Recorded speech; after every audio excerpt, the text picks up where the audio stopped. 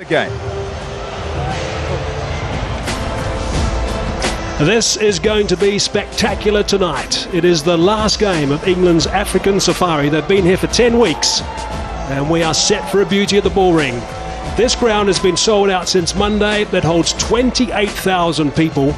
There are still plenty trying to get in the ground right now. But what an evening, what an afternoon of entertainment we're going to witness here in Johannesburg. Now the two opening batsmen for England. Just a reminder that South Africa won the toss and elected to chase. Both teams were going to do that. We know that this guy likes to tee off right from the word go. He's an aggressive player.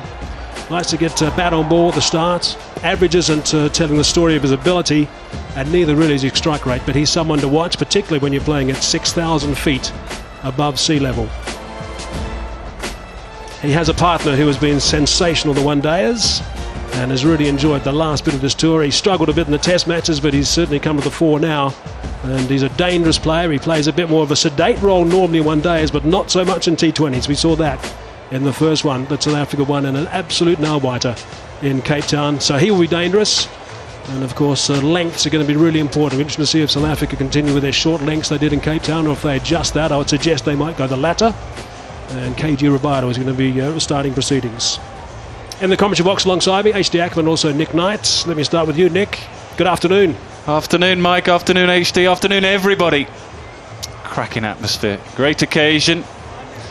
And England smarting. England smarting from A, having lost the first game in this series, and B, having lost the last three of the one-day series. So an opportunity to finish their tour on a high. Two aggressive players in the middle. One in the form of his life and one struggling. Highest score of just 29 in this format of the game, but very talented. Protea Fire has been of the fore of late. They won the one-day series, they won the first T20 in Cape Town, and they have momentum going to this final one of this lengthy series. HD, good afternoon. Yeah, afternoon, Hazy. I'm going to be interested to see if England temper their aggression slightly because of what has happened in the last three games they've played against South Africa. I doubt it, but it's going to be interesting to see, and whether South Africa are going to continue with the short-pitched barrage of bowling up front. Strap yourselves in. Goodness me. That was a catch. It went like an absolute rocket. Well, there's the answer. Are they going to curb that aggression? No. First ball, try and whack it for four. And that's just the luck that perhaps Jason Roy needs. It was hit hard, but it was hit straight to him. And you'd expect him to take it. He's close in there at short extra cover. Duminy, it almost burst through his hands. Track is good. Look at that carry. And just have a lesson of the noise. This is going to be an extraordinary atmosphere this afternoon here at the Wanderers.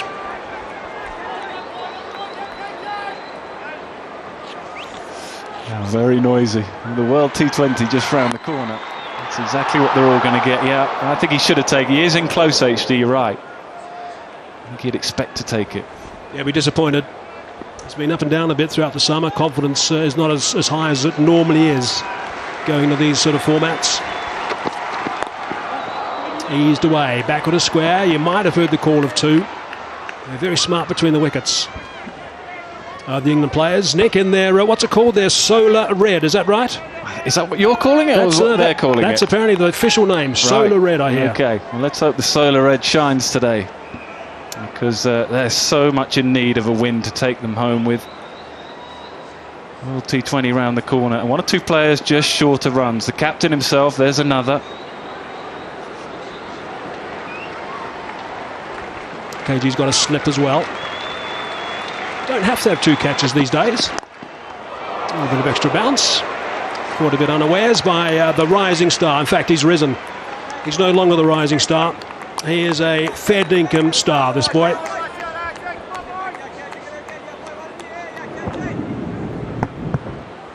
He's got pace, he's got skill.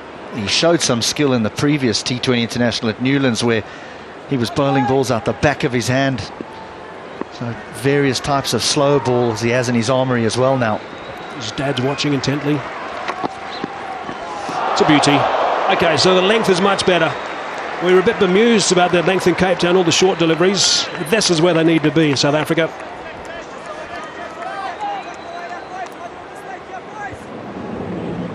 That's gone off the seam. Has it gone off the seam or off one of those cracks? I mean, I know the cracks aren't particularly wide, but there is plenty of them throughout this surface, right from one end to the other. He's got enough skill to suggest that it went off the seam. That's what I'm going for as well. Pure skill. And down to third man. Just going to be the single. And it's a terrific start from KG Rabada. Just 3 from that first over, 3 for none.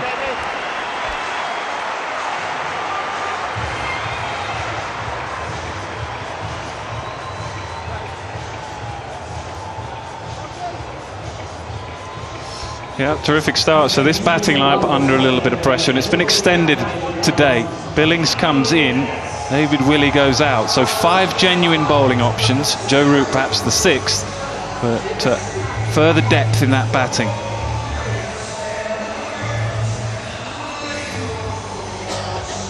Yeah, I just wonder where Sam Billings will come in. I mean, I can't imagine he would come in after Moeen Ali, not with a strike rate like that. Well, that's the problem with this lineup, HD. Because if these two bat for 5 or 6 overs, then you start questioning, should Root come in 3? Where does Buttler come in? And that's the thing, you can almost stack your side with too much batting. I hope England have made the decision because they feel they can defend with 5 bowling options. It's got through, short boundary. It's going to be a bit of a teaser for Chuck Morris. Just to continue on with that, I hope they've made the right decision, because if the batsmen bat well, do their job, may not be much of a role for Sam Billings, and then you've hamstrung yourself slightly because you have 1 genuine bowling option less. We'll be looking for a bit of swing and a bit of bounce. Carl Abbott. And he's got both there. Bit of a swing also from Roy. Yeah, but he's doing the right thing. He knows what his job is. He's a pretty selfless player. And when you're out of form, it's easy just to try and get yourself to a score. World T20 round the corner. He knows this is his job. And when you're a little bit out of sorts, it can be a tricky job. I tell you, those who built this ground, they had some foresight. I'm convinced this was designed for T20 cricket. It really is. It's a cauldron. Its outfield is blisteringly quick with it being on the high felt. The ball travels forever.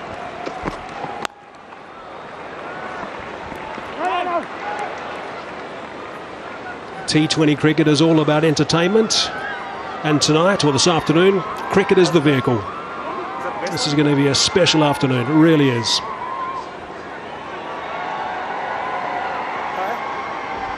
Three T20 games after this one, of course, for South Africa. Internationals, that is, before they hit the ground running in the big games in India and the World T20.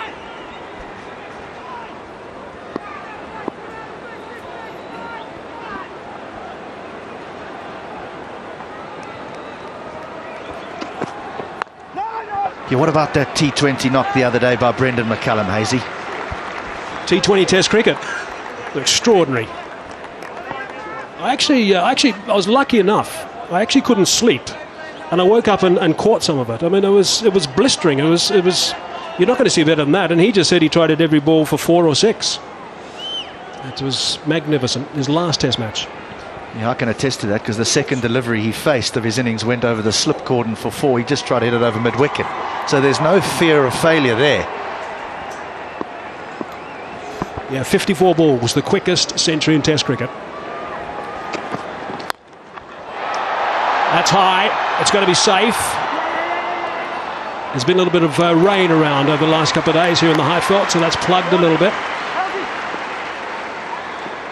I don't think many will plug tonight, though. I think, or this afternoon. I keep saying tonight. This afternoon, I think most will go over the rope if they hit well enough.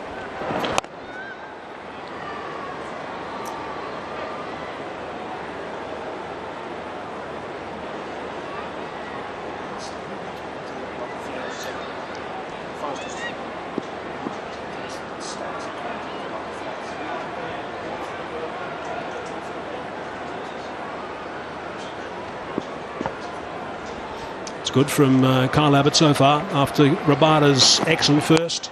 And That's a very good second over. So a really good start from South Africa after winning the toss and asking England to bat. 2 overs gone, 8 for no loss.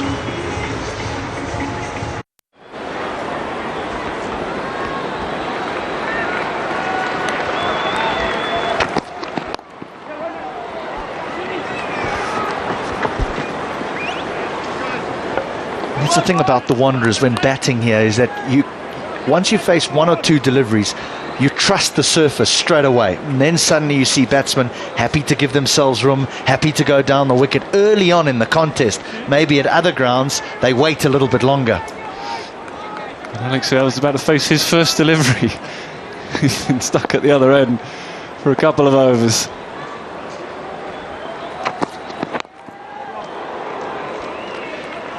Now this is some serious pace from KG Rabada. Every time he turns up, he bowls quickly. He's got these long levers as well, KG Rabada. He reminds me of some of the basketballers I've seen in the US. Long levers, big pace, fastest ball, 146 already. That's proper gas.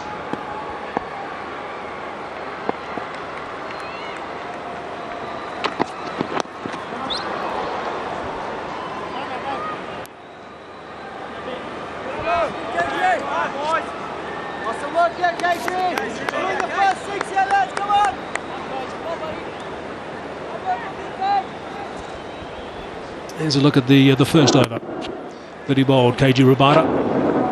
Just brilliant.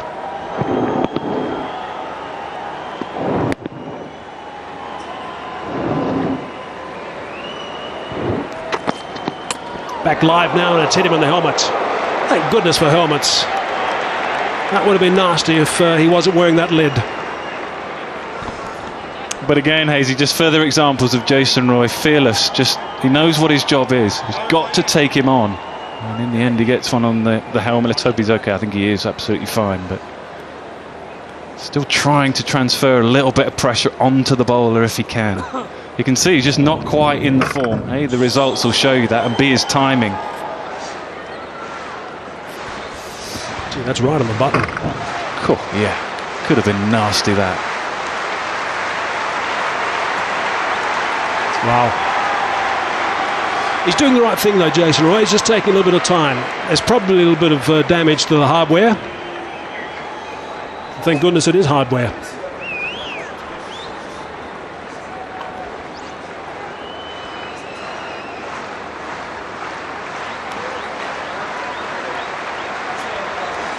Steve Smith got, I was watching Supersport again this morning. Steve Smith copped a beauty just before tea as well.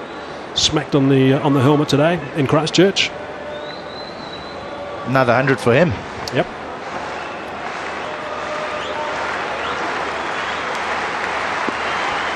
Two balls left in the third over. Just 2 runs from it so far. It's got him. Listen to the crowd.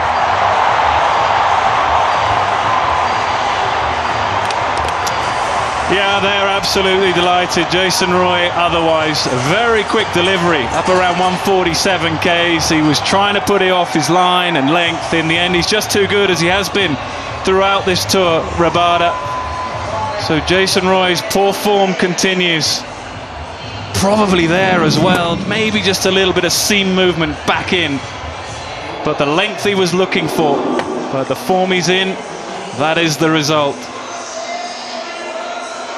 Roy goes for 9 today, England 10 for 1.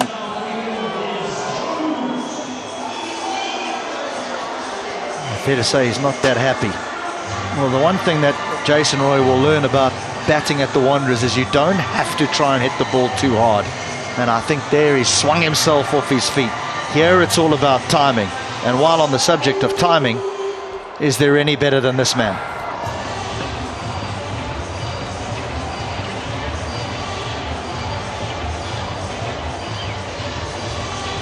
So Joe Root it is at number 3. Rabada has done the damage. Terrific delivery to follow up after the one that rattled the cage.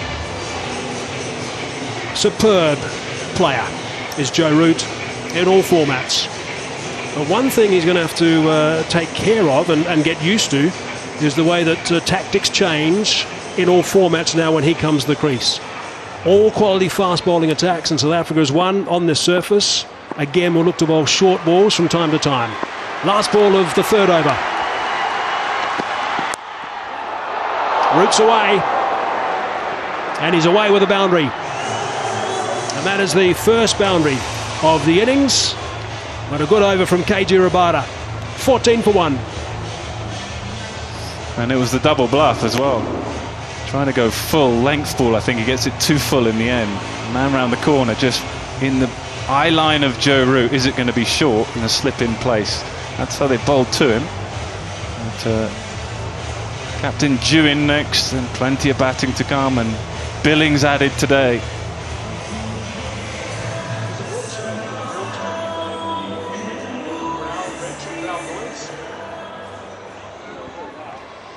I think one of the problems for England is that they haven't been able to get Hales on strike, and 3 overs is gone already. He does have the strike now.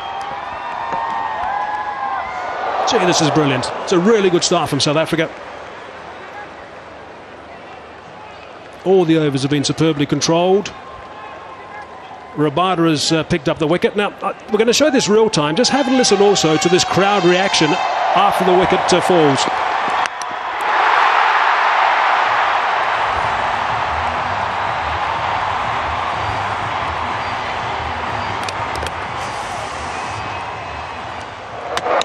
He has got the Wanderers very excited. That's got through. Morris is the chaser.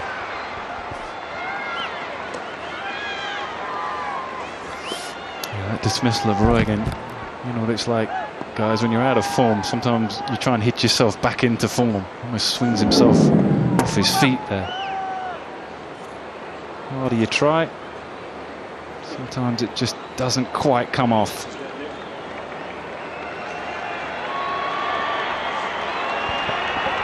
There he goes up the tunnel of disappointment.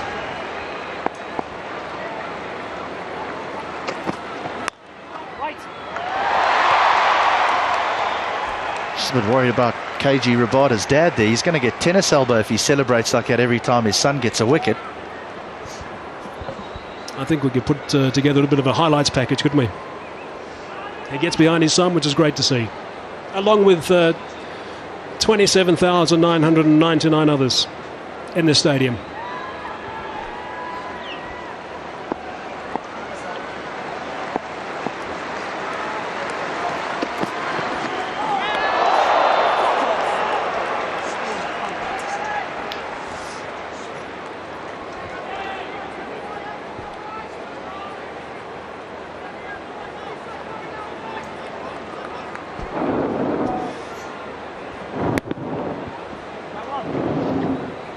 Certainly not looking comfortable at all.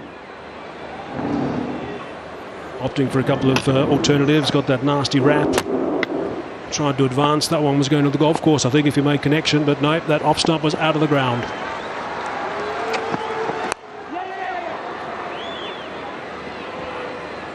That's what they've got to do, I think, for a little bit. Just try and pick up the odd single just to get that scoreboard rotating a little bit. And then if something arises, they can hit for 4. Then take care of that. But it's a bit stagnant at the moment. Run rate under 4.5.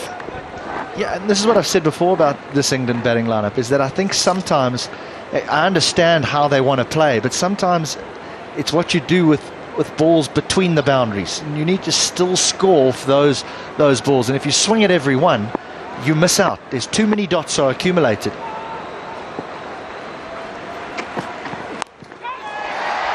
He's got that away from height. That's an extraordinary shot. He's going to pick up a boundary to round off the over. Makes it 7 off that, so that's okay from England. 21 for 1.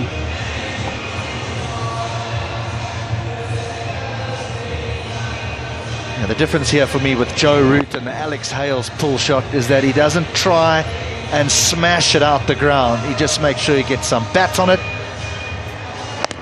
and controls it well.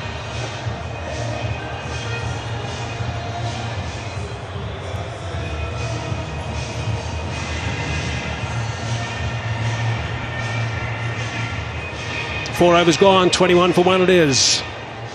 England have been here for a long, long time. He's been here for just over 10 weeks. Thoroughly enjoyed his tour, as have the guys that have been here all along. It's It's picked up on the bounce.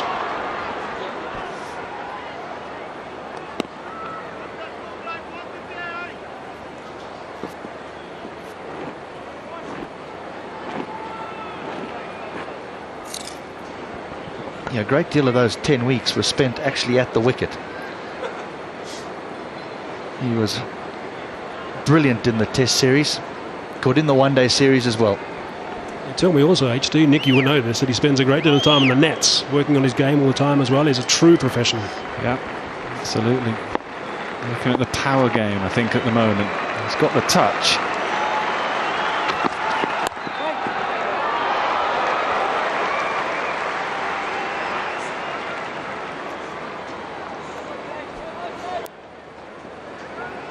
Let's pick up on your point, HD. I still think it's important, your first thought, when facing an attack like this on a pitch like this, try and hit the ball for 4, and then when you're in good form, perhaps go down to 2s and 1s after that. If you're not thinking about hitting a boundary, unlikely you will.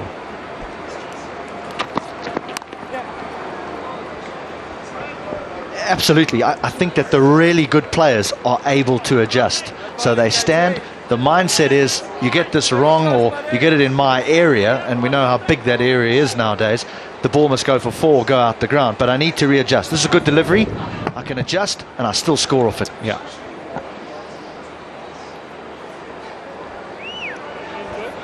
And a real opportunity to get down the other end and assess a bit. To just slow things down. This game speeds past you pretty quickly, and many players get caught up in the pace of the game. They want to slow it down at their pace. Oh, that's beautifully hit. That's flat. That really is a wonderful shot. Right out of the screws. Well, he's been in wonderful form in the last couple of, well, the last few weeks of one-day cricket, let's put it that way. And he's just been in long enough to pick it up, and it will fly here.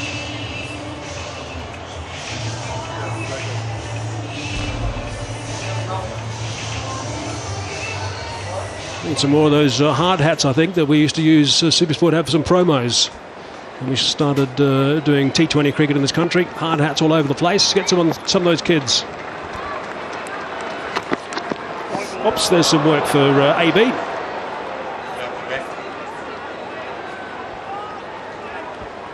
You can see him when we see the replay of that out of the hand, that he was attempting something that's not easy to get right.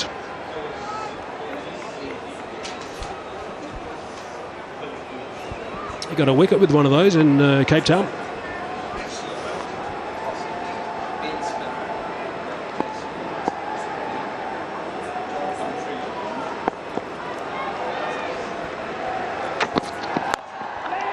Down the ground. Well stopped. Good work. That would have gone for 4.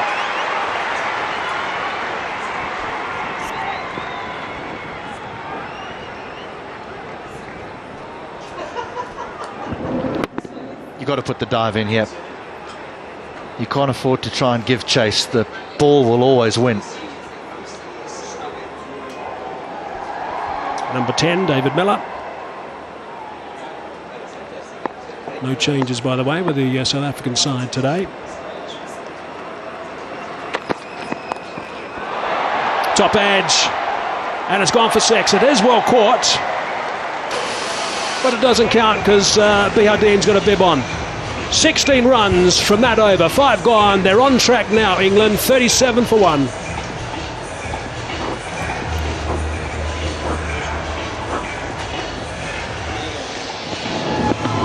Again, it's not the biggest boundary.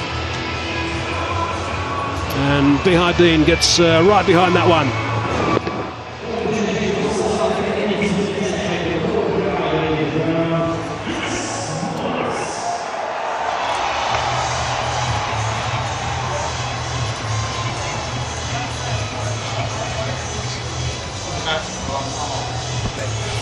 .37 for 1. England needed a good over. They got a good over there.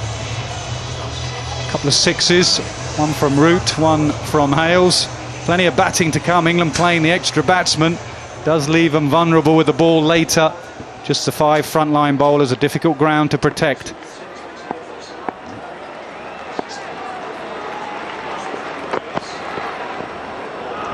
Last over the power play, England back on track. Lost that early wicket. It wasn't easy batting conditions. The ball was doing a little bit. Continuing with that aggressive approach. Yeah, we said it wasn't easy batting, but 16 runs came from just normal cricket shots. Didn't really have to be too reckless. Didn't jump around the crease. No running at the bowler. Last time we saw Morris, he was winning a game with the bat on this ground and at Cape Town. What's he going to do with the ball? Has been going at Joe Root. Root not on strike at the moment, but Morris has been peppering Root with the bouncer early on. Great atmosphere out there. The noise when Rabada uprooted Roy's off stump was immense. Whole place exploded. Yep, terrific place to play cricket when it's full. The bull ring. We don't see those sights very often. You see it often in England with the horses, but not so much in South Africa.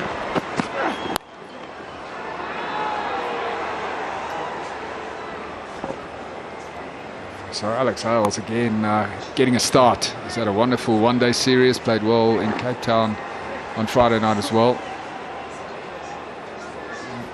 So Morris finished the game off for South Africa. For the second time he won a one-day international right at the end of that game here at the Wanderers, and then this one in Cape Town when it looked like England had this game in their grasp.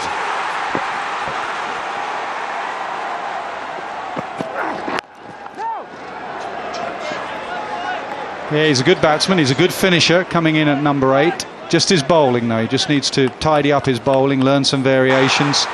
This was that winning moment. Reece Topley whacked the bail away like that. You see the reaction and what it meant to England. He didn't bother at all. He had a big smile on his face.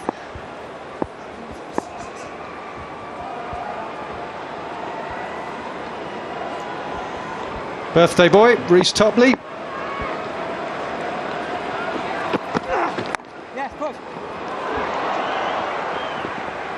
Gets through, they'll stroll back for 2. Yeah, closing games out, I think that's something England probably would have been talking about. They couldn't do that in the one-day series when they had the opportunity to clinch series here at the Wanderers, and then again on Friday night. So Reece Topley played with his dad, Nas. Yeah, played a lot with Don. Saw him at the airport late last night. He was flying in from Cape Town. This boy got a bit of a slap on the wrist from the ICC as well for his reaction to that defeat. Down the pitch route. Over the top. Will it go all the way? Yes, it does. 6 more. Wonderful shot here from Joe Root. Use of the feet. Doesn't quite get to the pitch, but that's often when the ball goes its furthest. And his hands go through the hitting zone. The contact's made. Straight back over the bowler's head. And he's off to a flyer as Joe Root. He sits on 23 from just 8 deliveries. Exactly the start he would have been after. Yeah, we talked about his role at number 3, and now that will develop. So today he's playing an aggressive role, which is good to see. I think your top 3 have to try and utilise the power play wherever possible.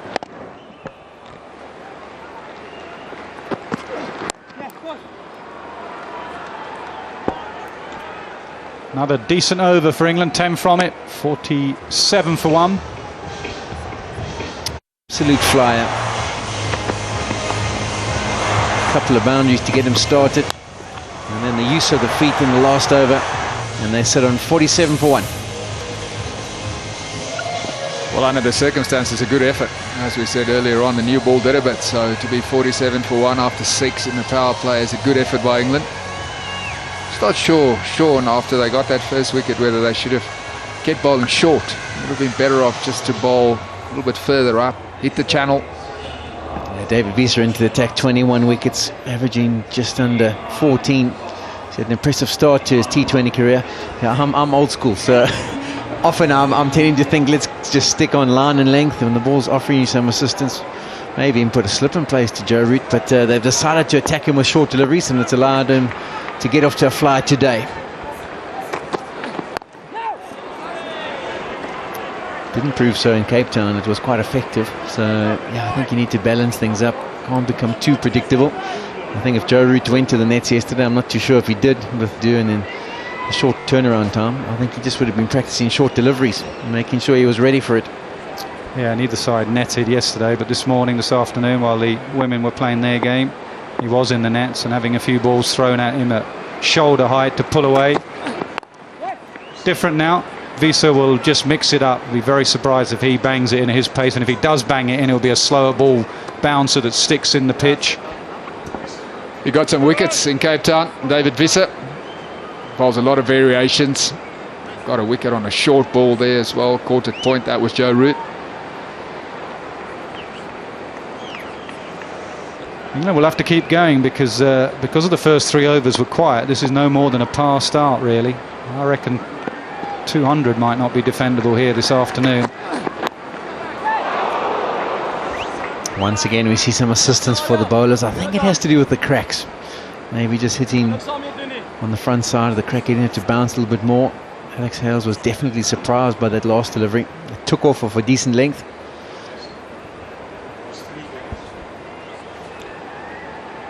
Last 3 matches, past score 191. Day-night matches they were, so batting in the daytime 191. Picks it up leg side, 4 more. Joe Root, he's in real nick here. What a tour he's having, whether it be test matches, one days or T20s. He's off to a flyer. 29 from 12, 50 up for England. This is always the challenge for the bowlers in T20 cricket. They want to try and keep the ball as straight as possible so that the batsman can't free up the offside. And unfortunately, we've seen too many cases today of the ball sliding down the leg side, and then it becomes an easy pickup for a batsman of Root's quality. It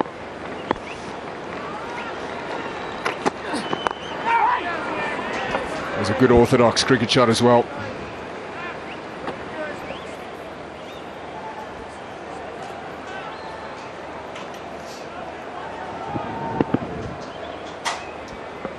Advancing down, just trying to upset David Visa's length.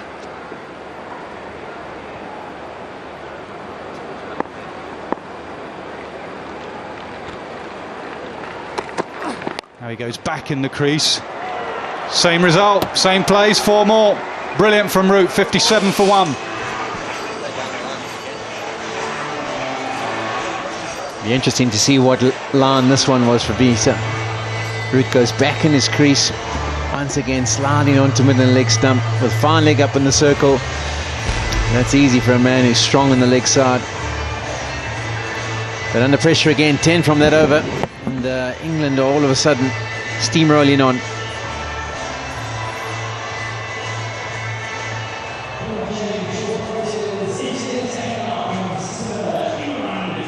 So after a quiet start, England regrouping and going well. This partnership now 47 from just 26 deliveries, and a new challenge for the pair, Hales and Root. Their nemesis at Cape Town, the leg spin of Imran Tahir. So what do you think? That's obviously an important time of the game now. Imran Tahir, the real go-to guy for South Africa. Should they continue to attack him? Should they try and get his 4 overs and maybe just let him go for 30 without getting wickets? Well, I mean, Imran Tahir is a bit of an anomaly. He doesn't always bowl the same. He's had bad days and good days on this tour of England's tour. So if it's not coming out great, then I think you go after him. You can always tell by his first over. But if he's bowling well, as he was in Cape Town, then you can say, look, he's having a good day. If he bowls 4 overs for 28 or whatever, that's fine. 25, we'll take that, we'll go after the others. I thought Sean Pollock made an excellent point earlier today, was if on this ground, if England are 4 down with 6-7 overs to go, 3 down with Morgan Butler at the crease, they can do some real damage.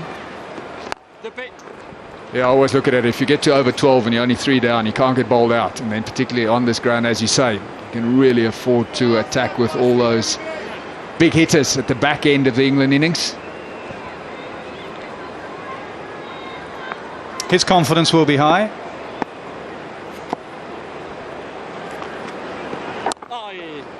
And so it should be, but it is an opportunity for them if they do decide to attack him. You have a look at the other bowling options. Rabada's bowled 3, so they'll save 1 of his for the last. Kyle Abbott bowls his last 2 at the death. They have to go for Morris and Visa, and all 3 of these bowlers, if you do get pressure on Tahir, you can put lots of pressure on Morris and Visa and really try and dominate the middle period. But he can also dominate at the end there. South Africa's weakness is a little bit their death bowling, inexperience. And you could see the other day Butler couldn't go hard because they kept losing wickets. 50 partnership between these two. Big shot. Mid-off should take a comfortable catch. Does take a comfortable catch. Tahir's celebrating again. He's in his first over. He has his first wicket. Exactly what we talked about. The go-to man for Faf du Plessis. Not only does he keep the middle overs quiet, he gets crucial wickets, and he gets another one today. Yeah, Joe Root was thinking about extra cover. He gave himself some room. He got off to a fly. He had 34 of 17 deliveries. There we see it, room, and thinking that maybe with a little bit of turn he could hit it over that extra cover area. Well, he didn't get the contact he was after, and even at the half-out, it didn't fly far enough. David Miller, comfortable catch on the boundary. Imran Tahir strikes again. Root goes for 34. England 60 for 2.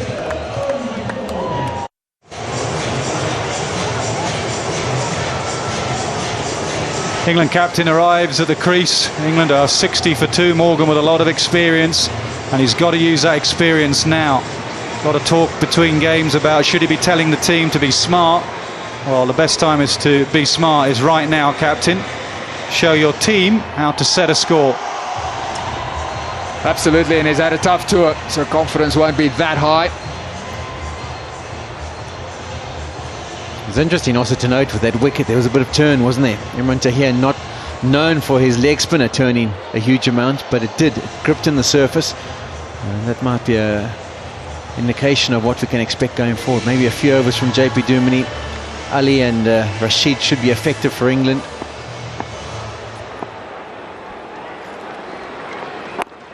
Wrongen. Think about 2. It's not an easy ground to get 2. Oh, mix up.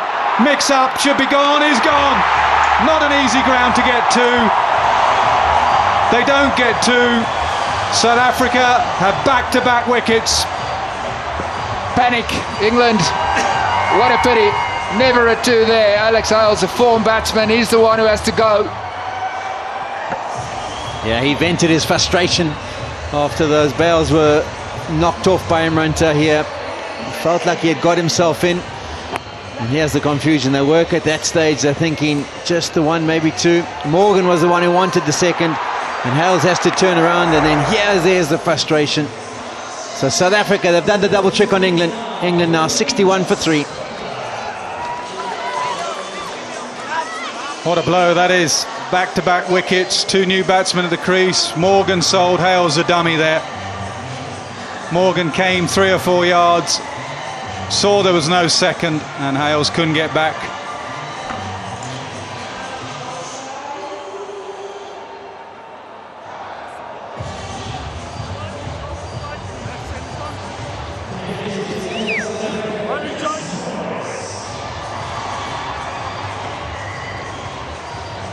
England were fighting back, but they've lost 2 wickets very, very quickly, and Jos Buttler arrives at the crease with his side in a little bit of a crisis here. Both batsmen on naught, yet to face a delivery. Allows Faf du Plessis to exercise some options as well, so he's switched Chris Morris around for his second over.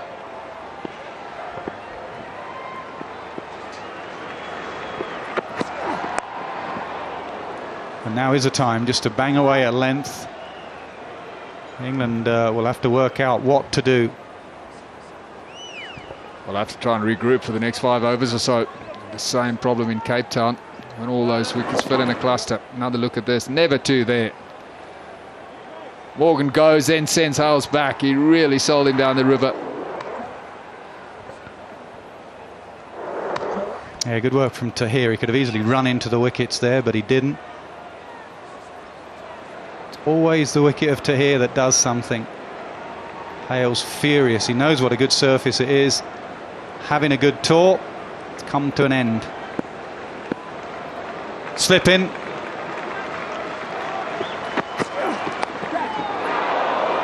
Up and over. Good bounce. They will use the odd short ball against Morgan. At times Morgan has struggled against the short ball. Got hit towards the end of the summer in England. Suffered from a mild concussion, had to be taken off the field, didn't play for a good 8 weeks, and on a bouncy pitch like this, you can see now he's using the new helmet there with the protection around the back. That's where he got hit. So they will use the short ball against Morgan.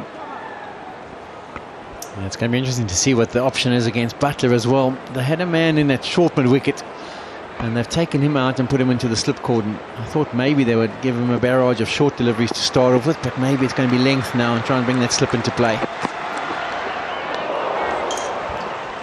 Well, that is a good delivery. Good pace, good direction.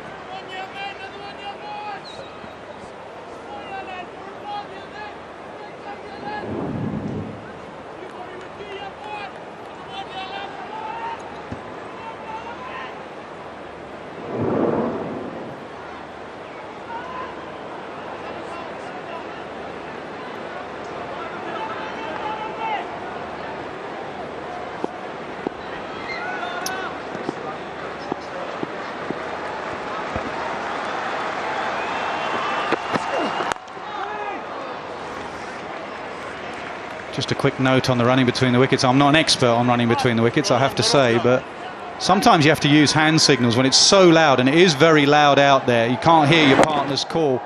You often see Indian players, when there's a big crowd in, use hand signals. There's nothing from either Morgan or Hales, and probably Hales in the end didn't hear Morgan say no eventually, and he just kept going.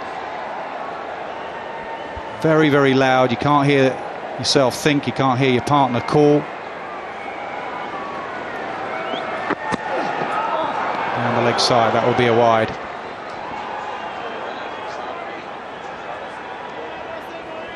I think also just have a look at the position AB de Villiers got himself into as Morgan turns to come back for the second. Maybe his vision was a little bit obscured by where de Villiers was. Didn't quite work out exactly where the ball was.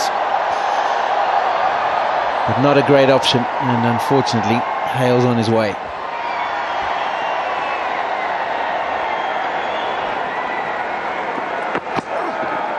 Oh, that's a beauty. That's where to bowl. That's where to bowl to most batsmen, but definitely to Buttler early on. That's why his Test match career has not been as good as his one-day career. Mexican wave goes up round the ground, but that's an excellent area to Buttler. Much better over this from Chris Morris.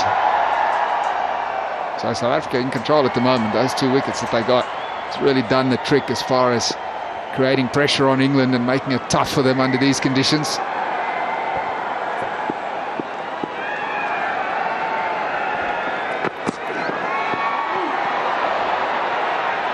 Wide given. Just sat in the pitch that a little bit. Slightly slower ball cutter. He rolled his fingers across this, did Chris Morris.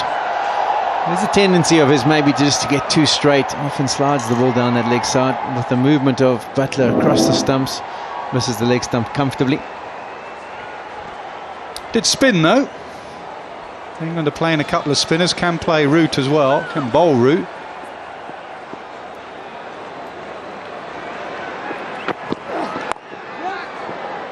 Very good from Morris. 66 for 3.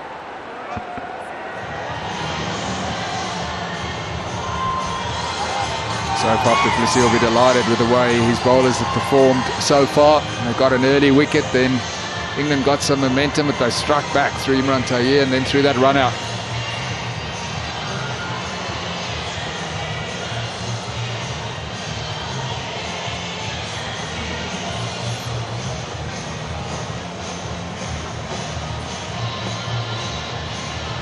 Rabada superb again. Got the wicket of Roy, was all over Roy like a rash today. Abbott impressive. Imran Tahir again, impact cricketer in T20s. Moment he comes into the attack, something happens.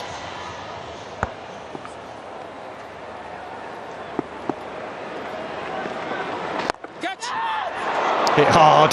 4. Yeah, it was the googly and was powered through that offside. Beautifully struck by Buttler.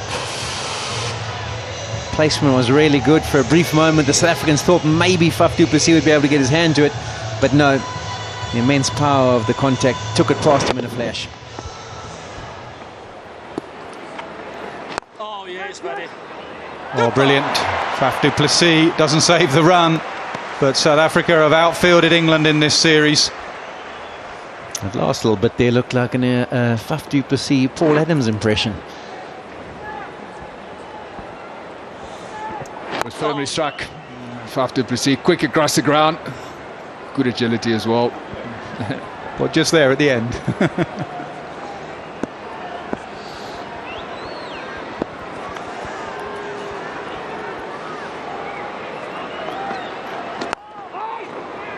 Misses out Morgan. This is the battle here. Tahir got Morgan in the last game. Morgan will be aware of the criticism of going too hard too soon, but he'll also know that he's got a weakened bowling attack and he'll need a big score.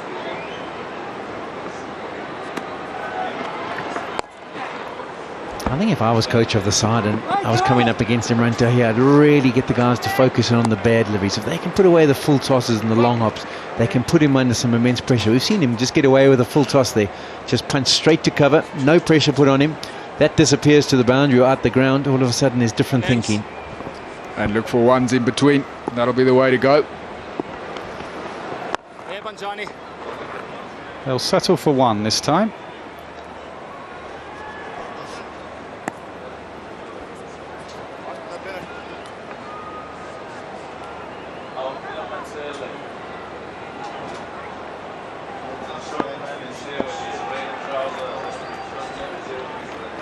Another wrong and easy single on the offside. Good over from Tahir. 74 for 3.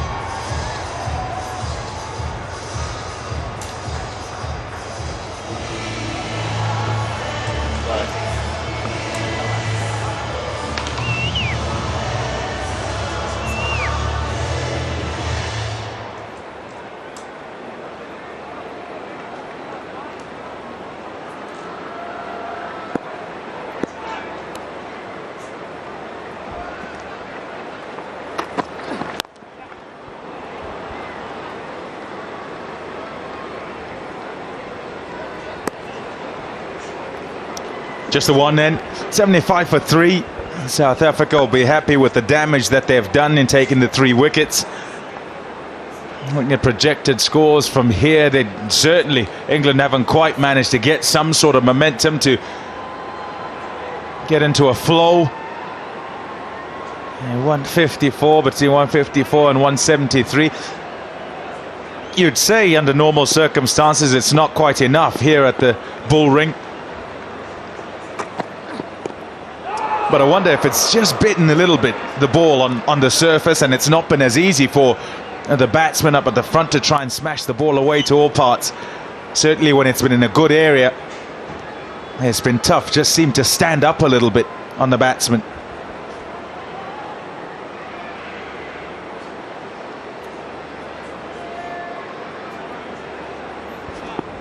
Butler, good striker. That'll be 4. So a delivery short, wide, and just cut away. Freebie. And they may just target Visa. As you say, Pommy, it's probably not quite as flat as with all the cracks you'd like here, but it's still a pretty good surface to bat on. And you can see their cutter, it just sticks in the pitch a little bit. Good to see Butler out there. It's a change from the last game.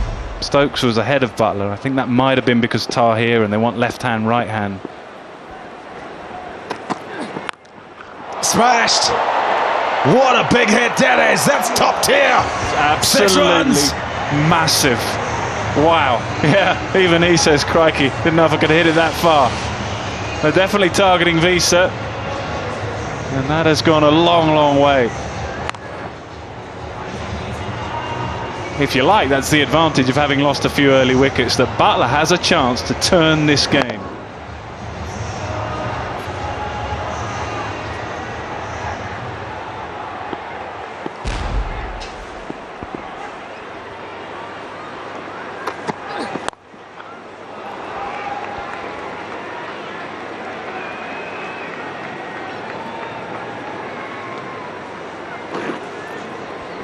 Such a strong hitter, Charles Butler. But what he's done in recent times is watched England play as he's worked out just how to time it as well in terms of when his charge goes.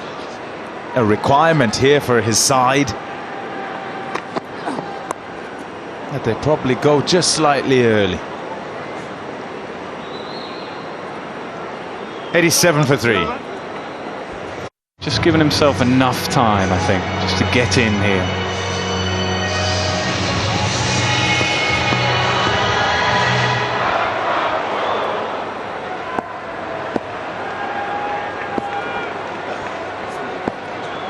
It's Tahir, 1 for 12. Shouts of catch it, doesn't carry. Run out on as well, no. Scampered single, didn't hear him, says Morgan. It's loud at the bull ring.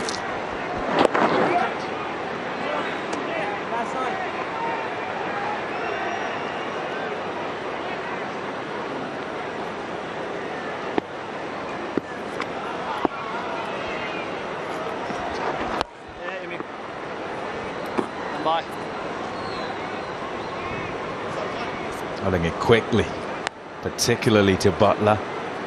I'll give him any chance to hit it out the ground. Oh goodness.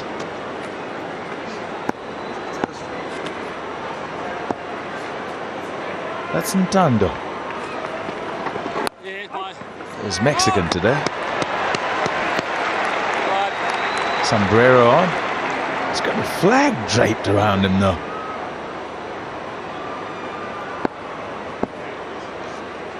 Ah, he's on a stag do. That's what it is. Forced to dress that way and take in the 2020 international. If there isn't an entertainment enough on the field. Oh, geez, he's in a Speedo as well. Goodness. If there isn't entertainment enough out on the park, they'll have to make their own.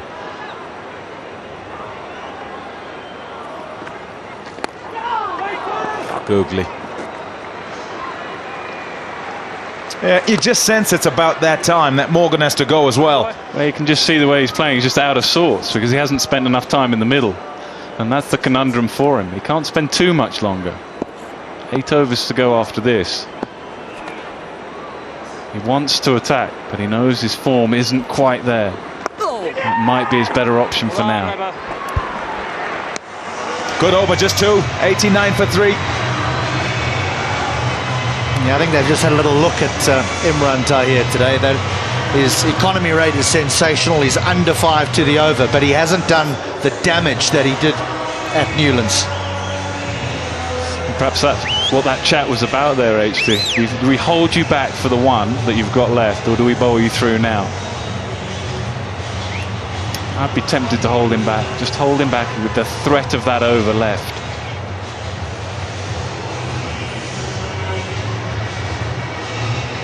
The 5 used, options all still available. All of them is kept his options open. Faf du Plessis. Visa again under some pressure after his previous one.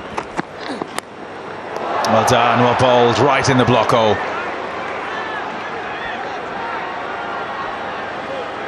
A cursory appeal, but no, it's off the bottom of the bat into the ground and up to the keeper. And he'll just go and check Johan Klutter because he can.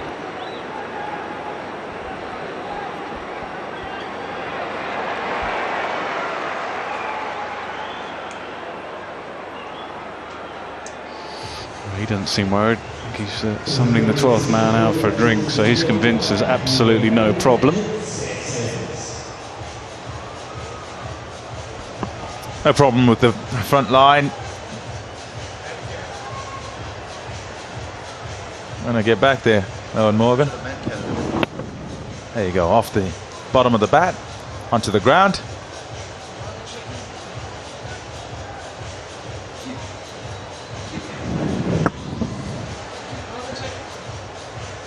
No problems.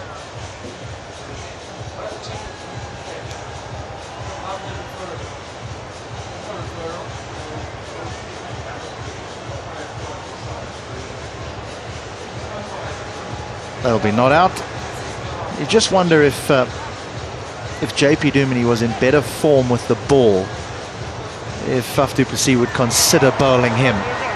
because there has been a little bit of turn in this wicket. We saw in the earlier game when the ladies played against each other that there was some spin for them. Tahir's hardly gone for any, so maybe spin is proving to be useful here. Yeah, big shout though. You'd normally, I think, HD go to him and go at Morgan, who's the left-hander, try and turn it away from him. Shot over extra cover and gone for 4. Brilliant again from Morgan. I think that's the problem. Sorry, from Butler. That's the problem, bowling to Butler. You can hit 360 and get it slightly wrong, and it's just fractionally wrong. And that bottom hand comes through. Have a look at the bottom hand here. There, and whips it over extra cover. So you bowl full and you've got your cover back behind you. But Butler goes, nah, that's where I'm hitting you. He's done well to get that up and over. That's full.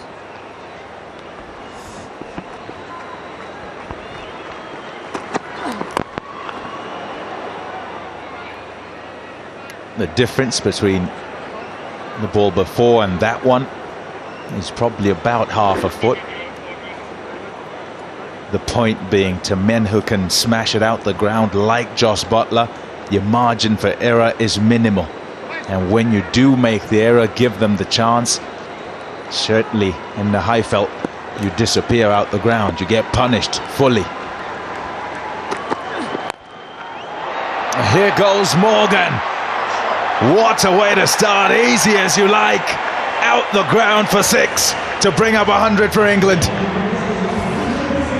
Combination of timing and power, and playing in altitude, it just flew. Oh, checked the shot almost. Yeah, almost checked it. That's one of his strong areas. Long on and wide mid-wicket.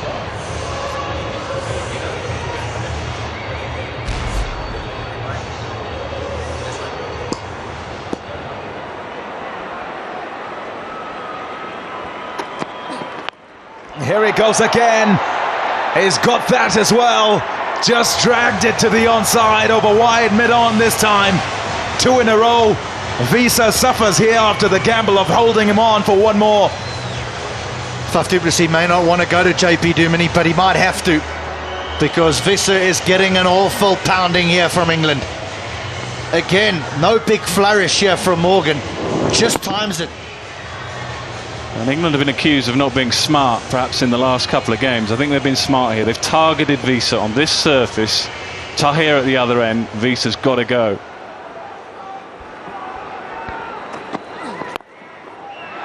Oh, just short.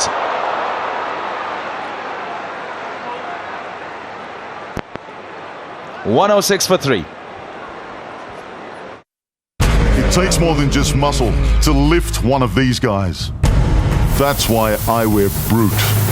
Brute gives me the confidence, the mental power, and focus to push the limits and back myself, no matter what they put in front of me. And that's a great feeling. Brute, back yourself. 7 overs to go. A little while ago when we sat down, we were saying, well, what can they get? And it was about 160 was particularly good if they got there, because they'd have to play well. Now partnership 45 from 32. Morgan with a few strikes and now looking okay and confident he can clear the fence. And Butler able to do that. Well, that 180 on the cards. He doesn't hold him back. He's going to bowl Tahir, wants to break this partnership. Can Tahir do that?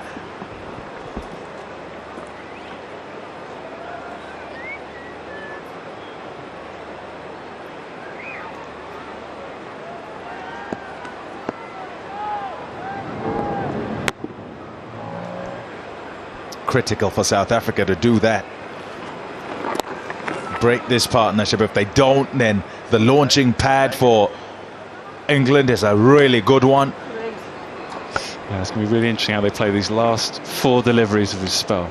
They got a lot of criticism in the last game for going too hard at Tahir after he picked up early wickets.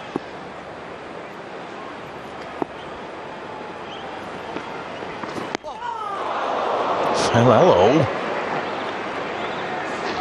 Yeah, but I think that's Butler's game. I think he's got to keep going. He's the man that's going to do the damage. I think Tahir's had the wood over Owen Morgan, and Morgan's played him really well in this innings.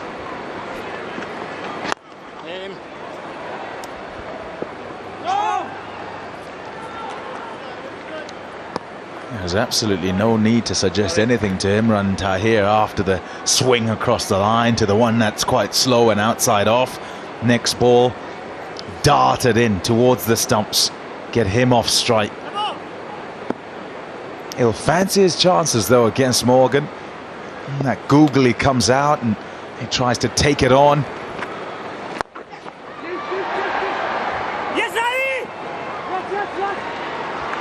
Take the arm on, had to put a dive in. So back for a second. Well run. The 50 partnership comes up as well, and it's come off just 37 balls. Good acceleration by England.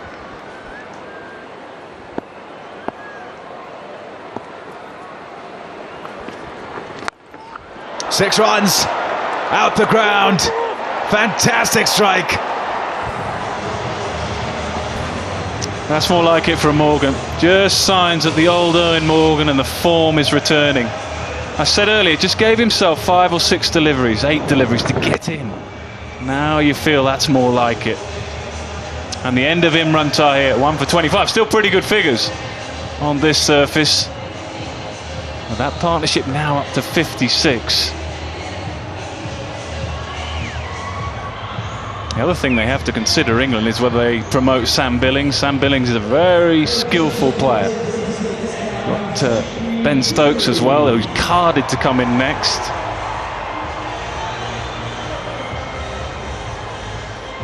Ten and over 177. And that's well possible with the ball disappearing out the ground so easily. Off the bat of Butler and Morgan. 12 and over 189. Here's JP Duminy. Well, you've got to bowl well, because if he does not, well, it just disappears out the ground. To the right-hander. Bang! Out of there. 6.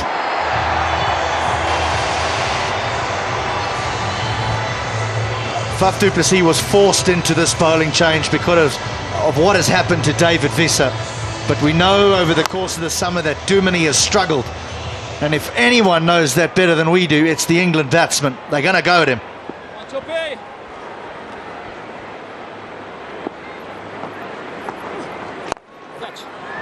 Wow! It's a top effort from Riley Rousseau. That was struck firmly and raced towards the fence.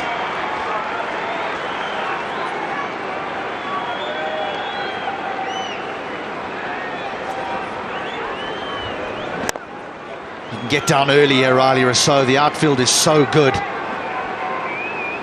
Saved a boundary. Lots of talk now between captain and bowler. The applause there is because he's got it really full, JP Duminy, not allowing Butler to get under it. He's got under that, all right, and that's gone miles as well. Another one in the top tier. Wow, what striking from Jos Buttler. Incredible, isn't it? Not much of a backlift. This gets amazing power, amazing timing. He's trying to get it up there. He's trying to get underneath the bat, JP Duminy, and he knows if he gets it wrong, that's the result.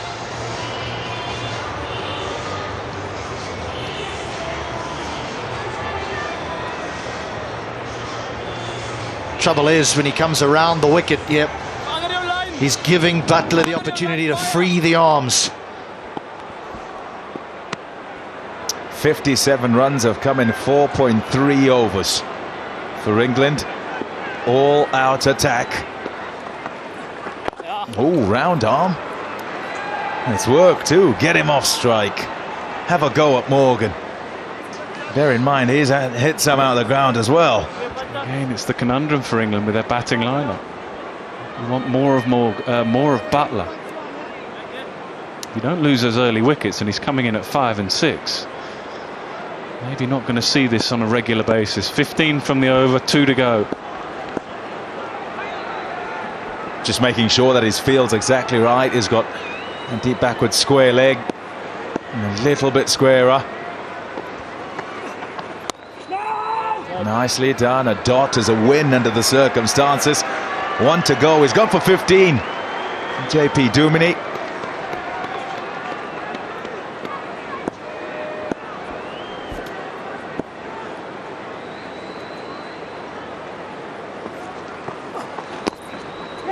Nicely done. And well fielded too. To keep it to 1. Olfer's gone for 16. 15 done. 133 for 3.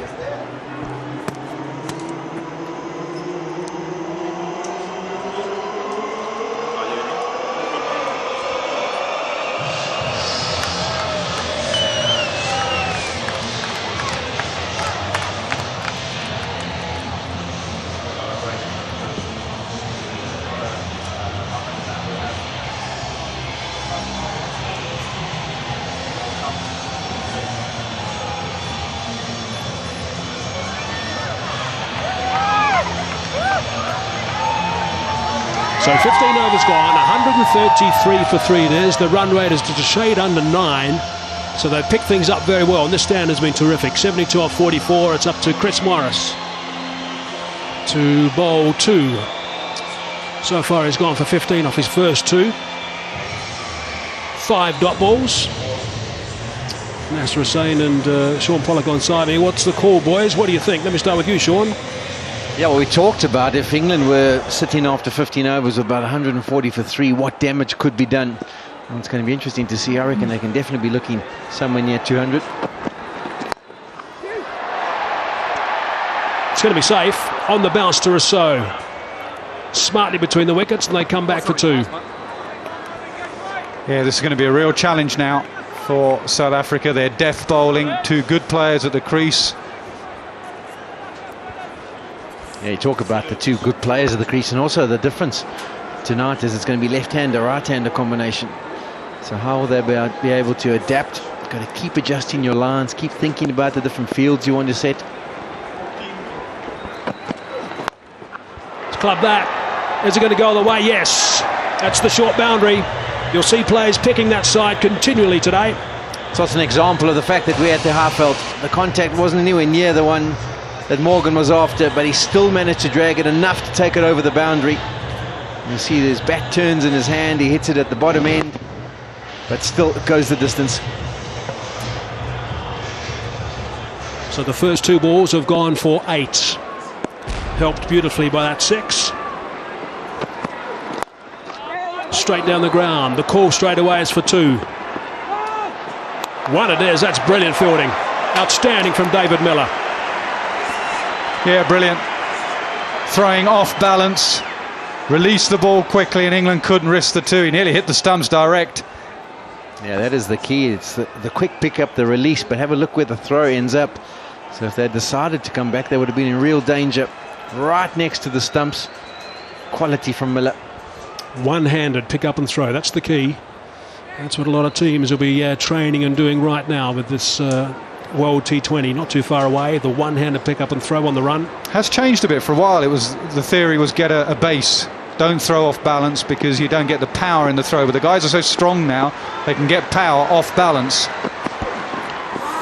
And he's going to have to bowl that one again. That's wayward. Can't afford extras at this stage because that 7th ball is likely to get punished. Yeah, this has missed the leg stump by a fair distance. Ideally, Morris is looking to angle it in at the right-hander. He's got 3rd man in the circle, so he's very wary about bowling anything with width. He also knows that Butler loves that little reverse paddle. That's maybe why 3rd man's heading back down there. It's one of the problems with Morris. He's got 3rd man and fine leg because his line is straight today. He's got no protection. And again. So 11 runs from the over, halfway through it. Really feel for the bowler in this situation. Butler's moving one way, then the other. If it's in the slot, even if it's mishit, as we saw from Morgan, it goes for 6. So he's trying to hide the ball a little bit. If he overhides it, it's a wide. So it's almost been dragged into bowling it into the slot.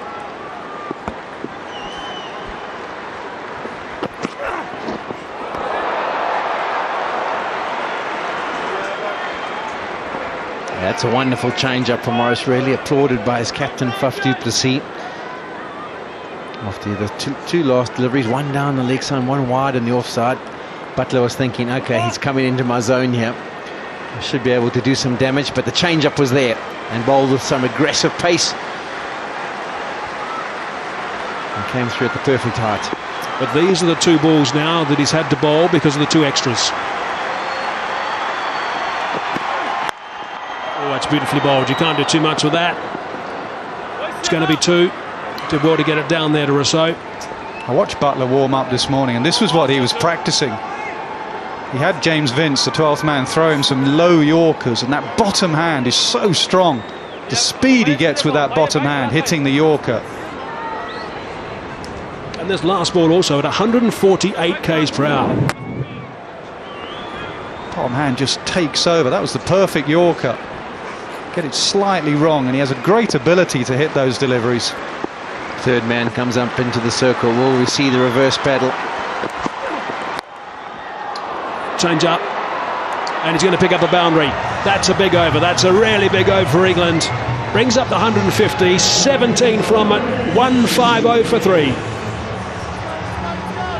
Boys, now from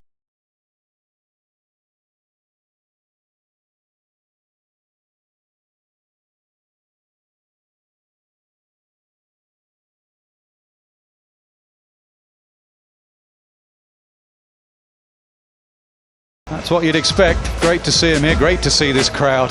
Magnificent atmosphere out there. I think we're going to have a cracking game as well. England are going to need every single one of these runs.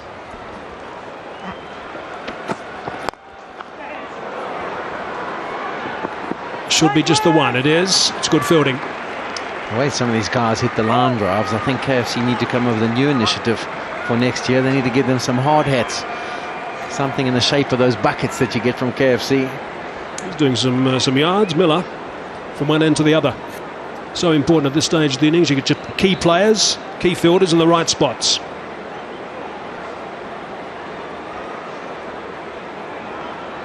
Normally one of those would be A.B. de Villiers, but due to the fact that Quinton de Kock has been ruled out of the series due to that knee problem, A.B.'s got the gloves on.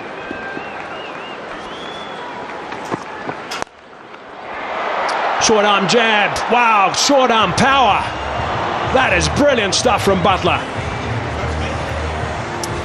50 for Butler, 27 deliveries, 4 4s, 4 6s. What a star he is. What a striker of a cricket ball he is. This is what the new hitters at the bottom of the innings bring to the equation. He just pauses for a period of time, sees that it's a slightly slower delivery, waits until the ball gets to him, and then it's all raw power, and that's into the second tier. And bat speed. I think that's what's changed over the last couple of years. The bat speed these guys get through the hitting zone is remarkable.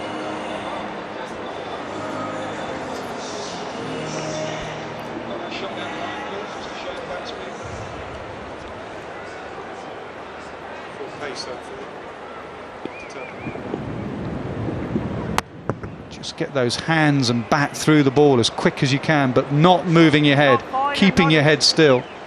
Not easy to get bat speed and not lift your head. We saw Roy earlier trying to get bat speed and his head was all over the place.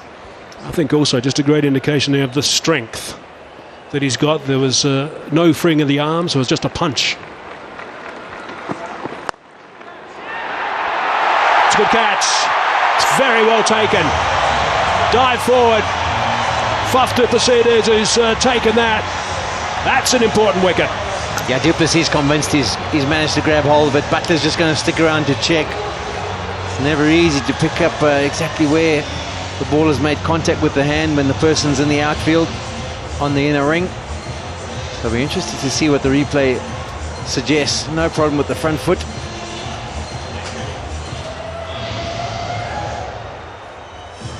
Very interesting to see. It's a wideish delivery, he drags it. Yeah, I think that's no problem. I think he's got his fingers underneath that Faf du Plessis. I think Butler will be on the way. It's a big wicket for South Africa because Butler has been sensational so far. Yeah, there's fingers underneath that, so there's no problem. He can be on his way. 54 off just 27 deliveries. It's been a huge innings in the context of this match. You can see also the way that when he does roll, the fingers underneath there, when he does roll, you can see when the fingers are wrapped comfortably around the ball as well as he comes up. With no movement of the hand, there you go, the fingers underneath it. No problems in Ass. It's just out. Just clearly, blatantly out. Faf knows it. You'd hope the third umpire knows it. Luckily he does. Very good innings from Jos Buttler. 54 from just 28. England 157 for 4.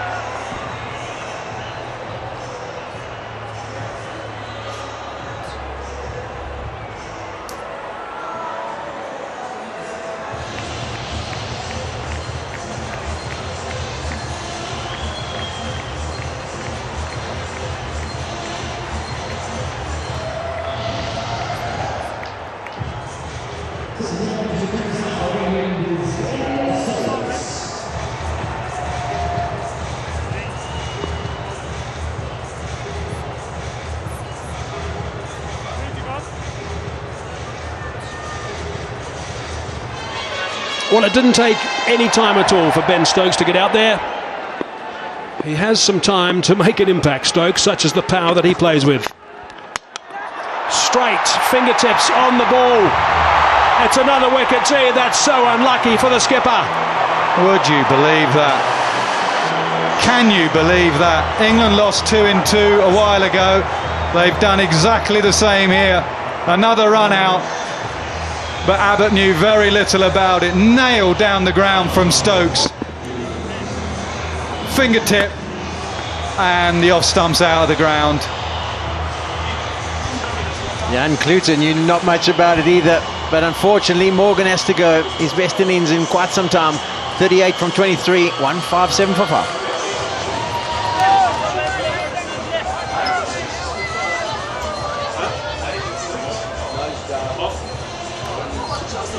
Gee, they were batting so well, Buttler and Morgan, and it's all changed in the blink of an eye. A stand of 96 of 55 balls between those two.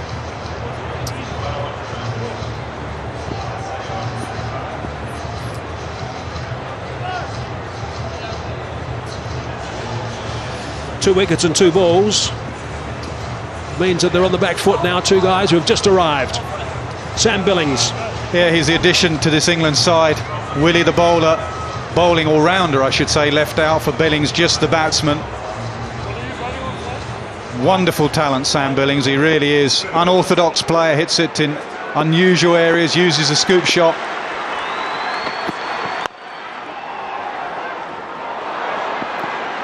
Shamamla stops that at extra cover, just the single. So 6 runs off the second ball this over, a single off the first. So 7 off 2, then 2 wickets and 2 balls, and now just the single. So this game has been turned on its head pretty smartly. Those numbers don't do him justice, that's for sure. Strike rate, would you think in this format might be about 180, the way that he plays? So debate about that Morgan wicket, isn't it? Because we've seen a number of replays where you've seen Morgan sneak a yard, and I think you said on one he could have been man-catted there. So Morgan was sneaking a yard, so it is unlucky in getting run out, but if you leave your crease you do risk that.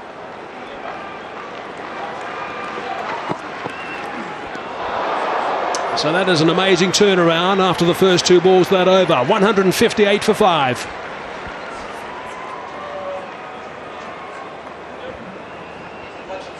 Yeah, everything was looking dandy, and then all of a sudden he gets to squirt one to cover. Good catch from Faf du Plessis. And Buttler at his destructive best has to be on his way. Next delivery, foolish. Stokes hits it down the ground. There you can see just a little baby fingertip crashes into the off stump, and Morgan cannot believe his luck.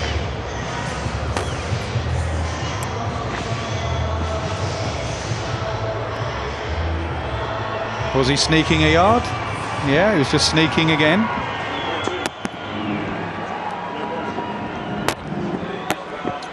Owen Morgan knew he was out straight away, started walking to the change room. Just a half shout, I think, from the South Africans. I don't think it's going to go any further than this.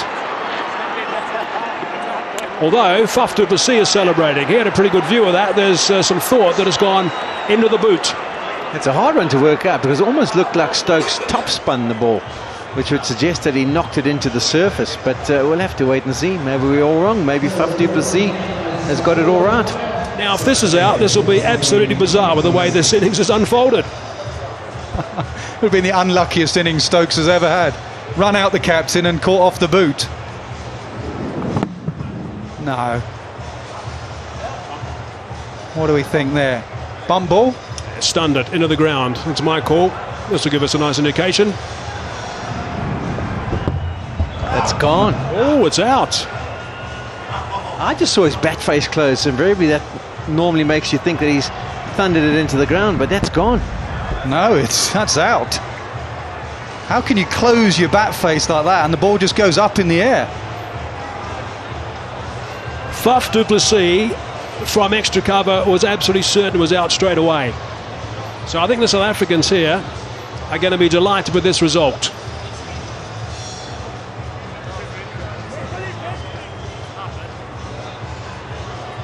They haven't been watching the big screen. It hasn't been shown on the big screen, the South Africans. They haven't seen this. They're going to be surprised at this result.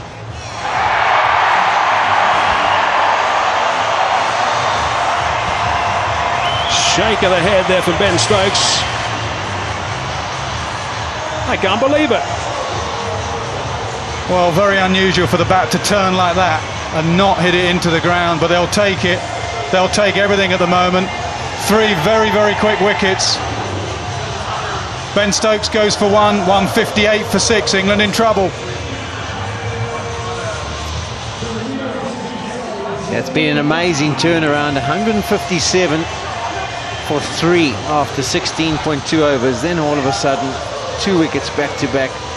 A third one goes now with Stokes, and all the hitting power that England possessed in the middle order is ending up, it's turning out with nothing.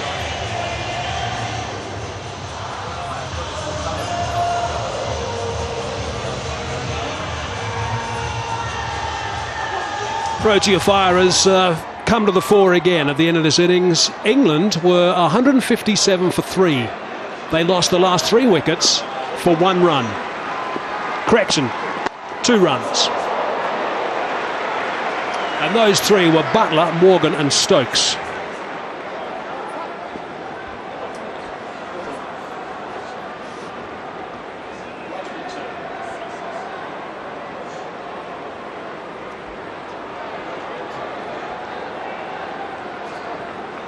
And England have now a lad who hasn't got many runs in Moeen Ali, and Sam Billings, who hasn't played much cricket at all in the last couple of weeks, has been playing away from here. You ask him and finish off the innings for you.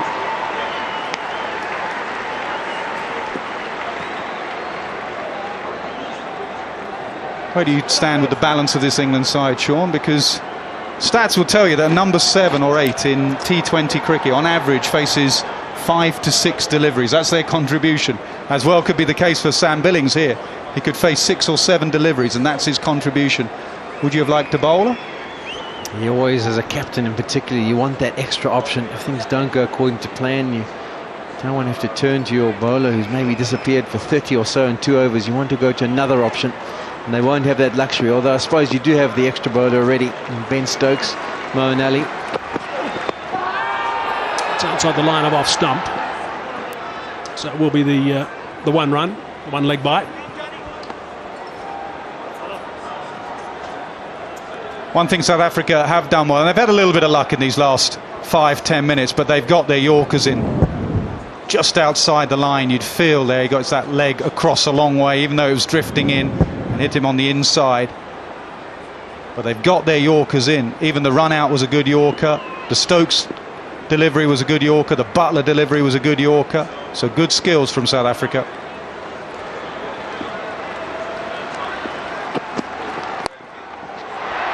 There's a man out there, and he's taken a beauty. That is a fine catch from JP Duminy. He put down the catch, the first ball of the game, but he's taken a blinder there. It's the 2nd wicket of the over. Moeen Ali was caught cover in the last game. This time he gets decent contact into it and to knock it into the outfield. Slower delivery, cuts across it. This is all about JP Duminy. He judges it superbly, comes in, takes it low, diving forward. Not easy to do. And another important wicket. Really have stopped the momentum of England here, have South Africa. Ali goes for 160 for 7.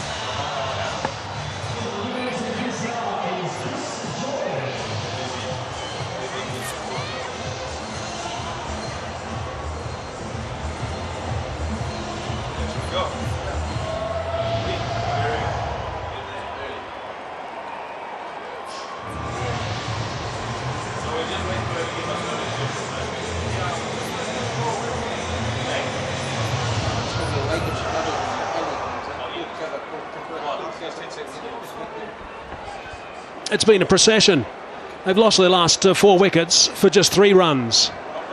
Jordan, it is now, is in the middle. He's at the non-striker's end as Chris Jordan did a terrific job with the ball in the last game. Billings now.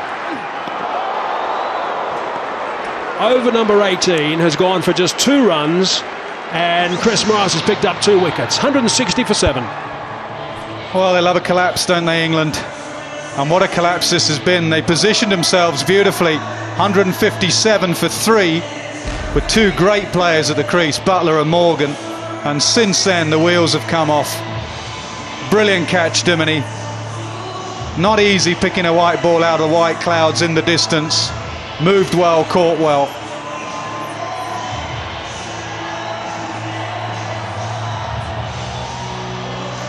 There's the collapse. 157 for 3, 157 for 4, 157 for 5, 158 for 6, 160 for 7. And all in 10 minutes. That's how smartly it happens in T20 cricket. However, there's still 12 legitimate balls to go in this match.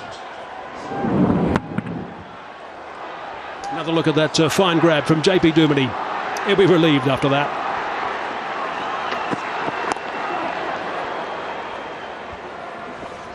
And as he talked about the inclusion of Billings, well, the thing is, if he can maybe find 15 or 20 in his last 2 overs, then you'll say, well, then it was a good selection, because it gave them something extra to bowl at. It was looking more like 200 at one stage. Now they have to go 10 and over just to get to 180. South Africa have done their homework as well on Billings. Fine leg, third man both back. Mid-off is up. He likes to get down on one knee and play these fancy shots. He's going to have to maybe give himself room and go over mid-off, extra cover. He's had a bit of a squiz at square leg as well. Oh, he's hammered that. That's a terrific shot for 4. Yeah, that's the area he's going to have to target. There's always one area which is difficult to protect. And Faf du Plessis, realising that he wanted to go maybe behind the wicket, gave him the option of going in front, and he played it beautifully.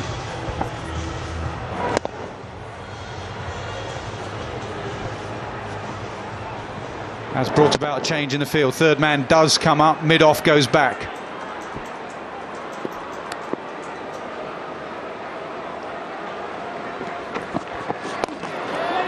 Full toss. Hesitation, direct hit would not have been out. He's asking about the height.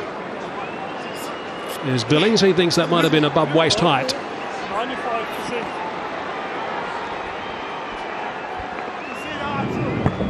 It was close. It was a slow delivery, so it was dipping down, but yeah, not bad to ask the question. It was somewhere near the waist high. Yeah, I think it was above. Should have been a call from square leg in my book.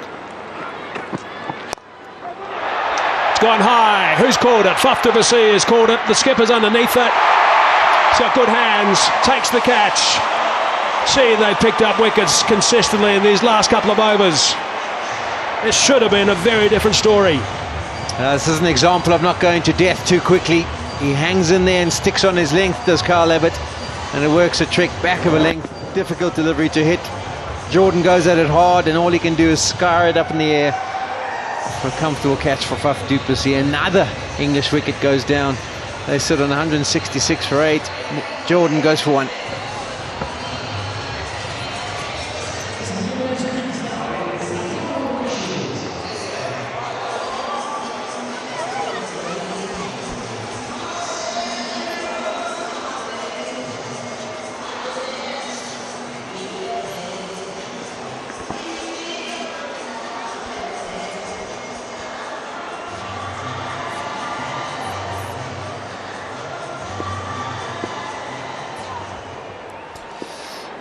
Last 5 wickets going down for 9 runs. Let's add one more. Last 6 has gone for 9 runs. They can't stop the bleeding. I don't think they can believe it, South Africa. I don't think Billings can believe what's happened in the last half hour. One man to find at square leg, and he found him perfectly. The reaction from the bowler said it all. Short ball, could have hit it anywhere. One man to find. Finds him perfectly. South Africans' catching has been brilliant, and the reaction tells you everything you want to know about that dismissal. England in collapse. Billings has gone for 5. 166 for 9. Yeah, it was interesting to watch the interchange between Kyle Abbott and Faf du Plessis. They obviously had a certain plan about what they wanted to do for that particular delivery. Maybe make sure that Billings just gets a single and get him off strike. And he's bowled in the slow ball. He's dragged it down badly. It's just been chipped to Hashim Amla, who again takes a catch with the fingertips. And then he turns to Faf du Plessis and said that didn't go according to plan, but it's worked out just great. Hat-trick ball. Yep, hat-trick ball it is. There was a team hat-trick ball previously. Keeps that out. 6 runs from that over. A couple of wickets as well. 166 for 9.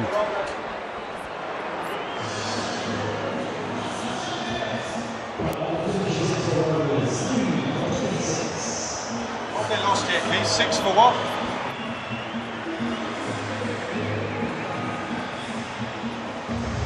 England have lost 6 for 9. They strengthened their batting lineup. They played the extra batsman in Billings, and it has backfired.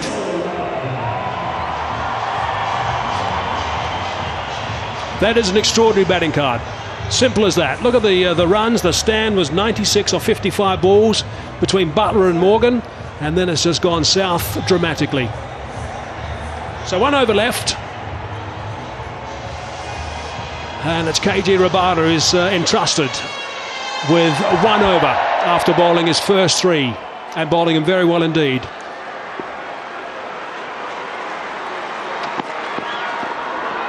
He's going to have to bowl that one again though. Yeah, I think what South Africa have done well today is they bossed the important times of the innings. Up front they were superb. They bowled with good control. England couldn't get off to a fast start. Then England dominated the middle period, but at the end here it's just been a procession. The South Africans have managed to pick up wickets regularly, and it really has rocked the England innings. And they were looking for possibly 200 or even 200 plus. It's all gone pear-shaped, and just 167 they've got. I think we also know that T20 cricket, there's always a fair element of luck involved in T20 cricket, and South Africa have been on the right side of that. Yeah, they have, especially with the Morgan run out, but I think they deserve a bit of luck as well. They've got their Yorkers in well. Their catching has been exceptional. Even that Amla catch was brilliant at square leg. Not easy picking it up square of the wicket out of the crowd. Duminy in the deep. Faf du Plessis diving in to take that catch of Butler. That's what started this collapse.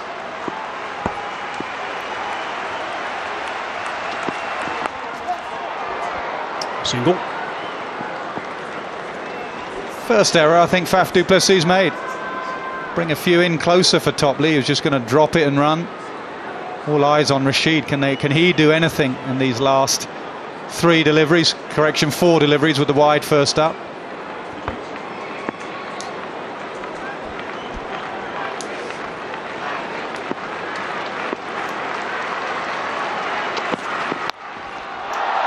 That's gone high. Is it going to be safe? 3 are converging. It drops right in the middle. And AB de Villiers tidies up.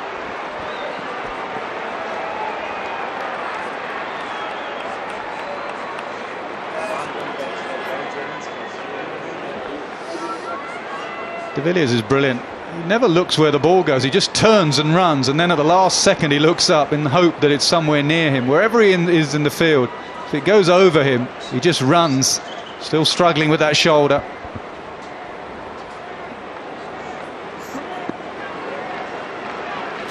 Three balls left in the innings. It's got him. Knocked that off ball out of the ground. That's a conclusive way to finish this innings.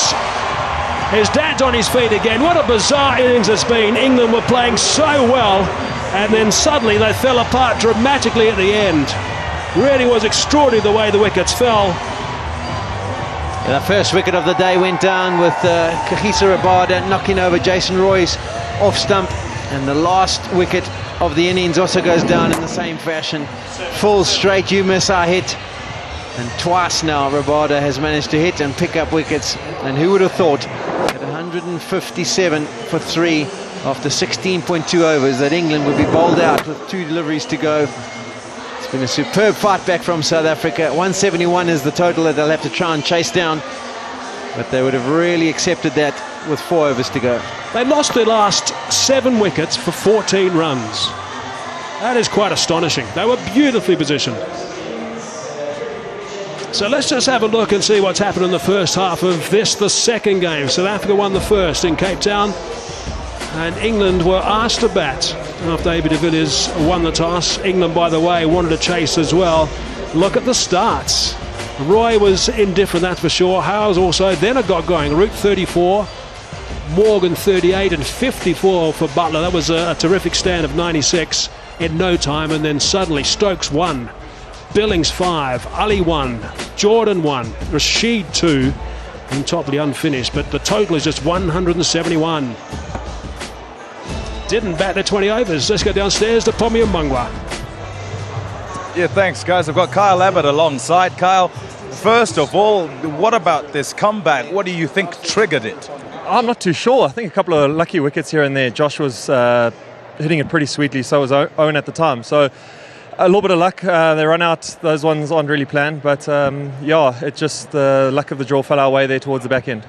In planning and going out to bowl, what did you expect would be a number you'd have to defend or something that you were comfortable with in light of the conditions? Yeah, we know the bullring. It's got a history of having high-scoring games here, so we were aware that it is probably going to be quite high. But, you know, anything sort of under 180 on here, I think we thought that was going to be a good chase for us. So hopefully we've done enough here for the batsmen. As far as your starting up with the ball is concerned, it seemed to stick in the surface a little bit and was difficult for the batsmen. Did you then reassess from there and feel you needed to keep them to less? No, not necessarily. It was pretty tough up front. Traditional bounce here at the Wanderers and a little bit of movement. Always difficult for the batsmen to get in on. And then, yeah, we sort of just rolled with it as we go. Things are changing constantly in T20. You got to think on your feet out there. So plans are changing over by over and sometimes ball by ball. What do you think of 171 then? I think we're going to be okay. Like I said, the stats lie in our favour in chasing here. So hopefully we can get it over the line today. All the best with that. Thanks. Bye. Thank you, Pommy. Kyle Abbott did well, picking up 3 for 26. There's a look at the partnerships. Help me out there, Sean. Explain that. Yeah, the 96 between Morgan and Butler was the key. It really did lay a wonderful foundation. You thought from then on England will post a big score, maybe in excess of 200. But look at that, just telephone numbers to follow. Excellent bowling from South Africa. Not an easy place to come and bowl in any game, really. Rabada set the tone up front, 2 for 28. Abbott was excellent at the beginning and at the end, 3 for 26. 2 for 33 for Morris. The collapse started with Imran Tahir, 4 overs, 1 for 25. Okay, so that's the situation. South Africa won the first. They will be happy with that. That's the target. 172 it is. Beautiful conditions, the Wanderers. We're going to take a break and we're back here shortly.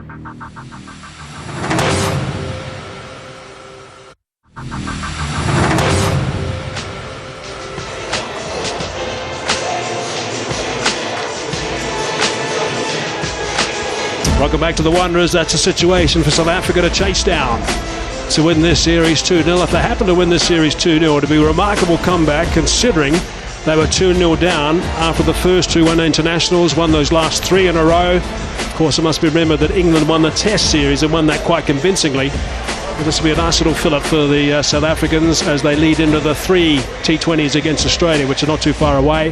And then, of course, the ICC World T20, which is in India soon after that. So it's 172 they need.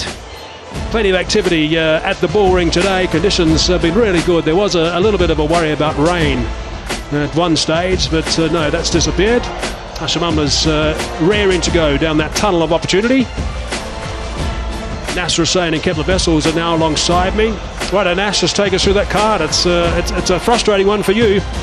Sure is. England fans look away now. They were going so well when Morgan and Butler were at the crease. They set it up nicely for the last 5 overs, and they didn't even bat the overs. They were bowled out in 19.4. What a collapse that was.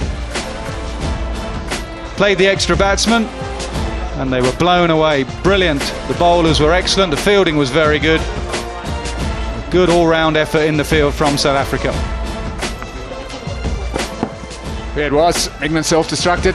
They were looking very, very good for a score of around 190, 200 perhaps. There's a little bit of movement early on with the new ball, but once the shine went off the ball, it was a pretty good pitch.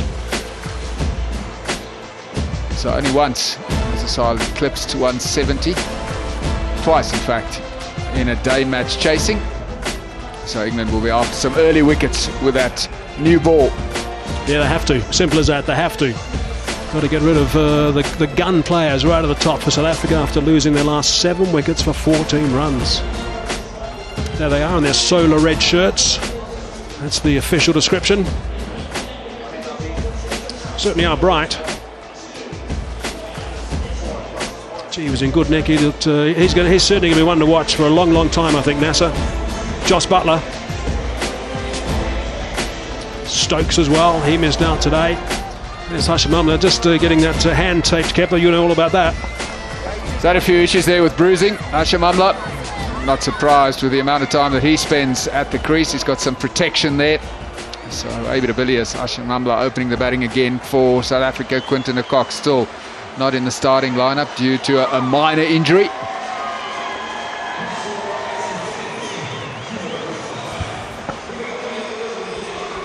"32 games." Now, this is quite interesting as you look at the numbers of these two players. Average of under 25, strike rate of just over 120, best only of 56 against England in Chittagong, so that doesn't reflect his ability. Let's have a look at his partner in this format as well. Nasser described him as a genius in the 5th one international. He got that 100, which is a correct description, but look at those numbers. Kepler also doesn't show his ability. It doesn't. He spent a lot of time in the middle to late order, in fact, sometimes coming in with just a few overs left, so I think that contributes to what we're seeing there. So if he's going to bat in the top 3, that is bound to improve. This was sold out on Monday, by the way, this ground. 28,000 people in today. They love their T20 in South Africa, and they've come in their droves. Seriously, is a very good buzz. Reece Topley.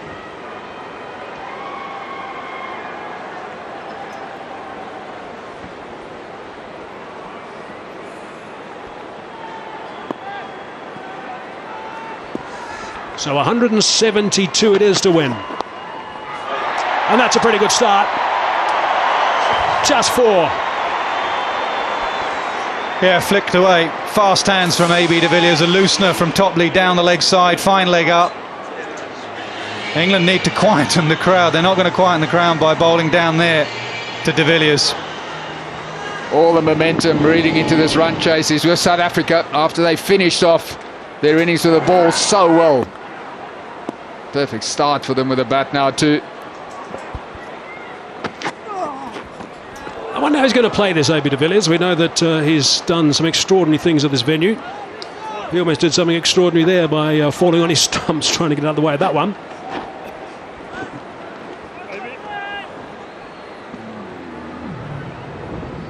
Good delivery. Odi de Villiers looking to set himself on and around that off stump mark. Surprise bouncer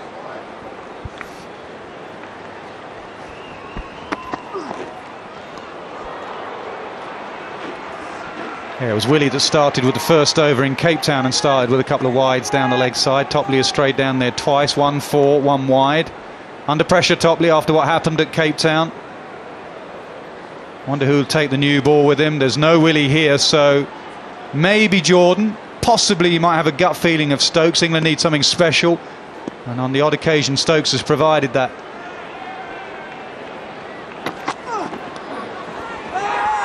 They quite like that, do England? Topley likes it in particular. He thinks that came off the glove, I think. Butler's not overly excited, but Topley went up in a big way. Definite deflection. Umpire Klute not interested. Let's have another look. Short was drifting down leg side. Off the hip.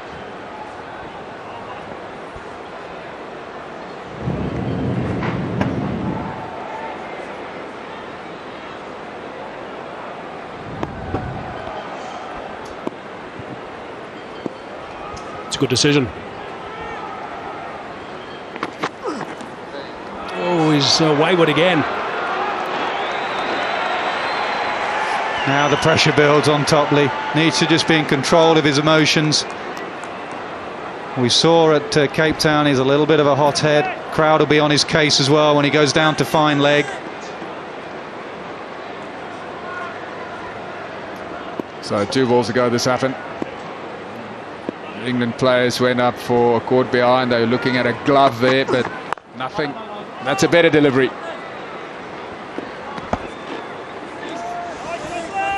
I hope Topley's not looking at the big screen, because he doesn't want to be reminded of this. It was a very good throw. This is the last ball. It was 1 for a super over, 2 to win, and Topley just dropped the ball, unfortunately, and got frustrated. The ICC got involved there, which personally I don't think they should have. But what was comforting to see was all the England players surrounded Topley after that and patted him on the back and made sure he was okay as they walked off. Oh, he's clubbed that. He's laced it. What a beauty that is. They might be patting him on the back a little bit more. You get away with it with AB a couple of times down the leg side, but this one was on his pads, it was in the slot. AB de Villiers is going to go hard. He's going to try and use this power play. He swung at the first 4 and he's nailed his 5th delivery. Exactly what he's setting himself for, Odi de Villiers.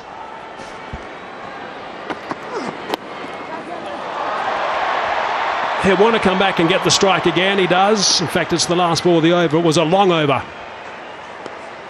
It is eventually completed, and it's gone for 14 runs. Good start for South Africa. Exactly what they were looking for. It was a terrific strike by Odi de Villiers. Very good weight transfer through the stroke. Didn't try and hit it too hard. His timing was perfect.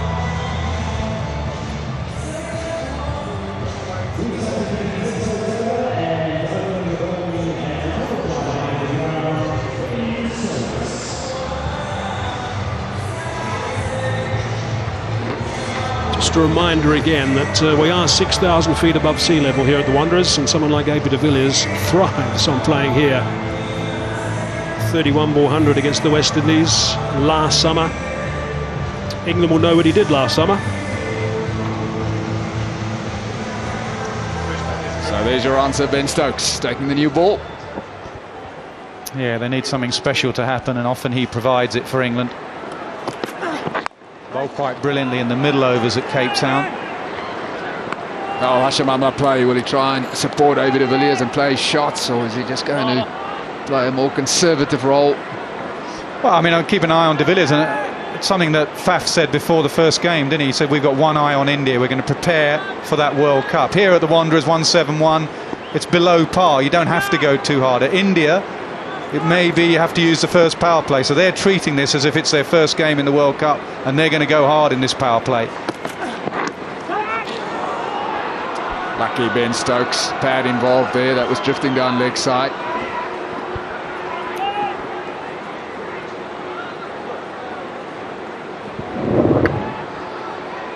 Lucky on 2 counts. That could have gone for 4 because fine leg's up in the circle. So Hashim Amla will be disappointed that he missed out. And if there was no contact with a thigh pad, it would have been a wide.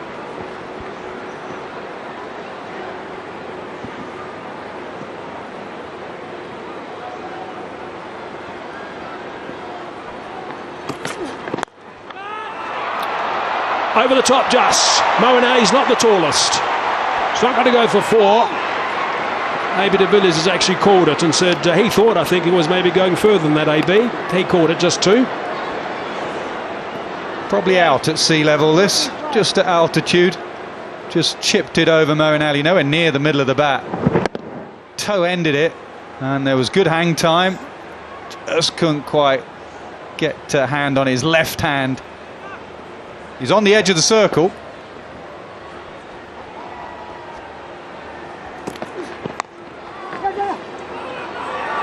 Stokes shies. It's a direct hit. Umla's home though. They're going to send it upstairs just to be safe. Very well done, Ben Stokes. Reacted quickly, got rid of the ball quickly as well, and he was deadly accurate with the throw.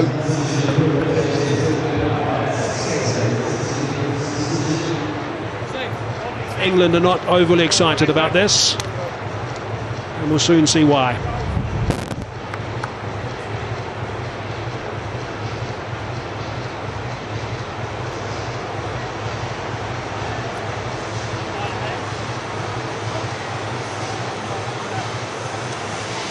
Really not sure why that isn't shown on the big screen, by the way. I don't understand why the players don't get a view of that. The run-out decision. They didn't know that until they saw the not out the England players, but I'm sure they suspected that was going to be the call.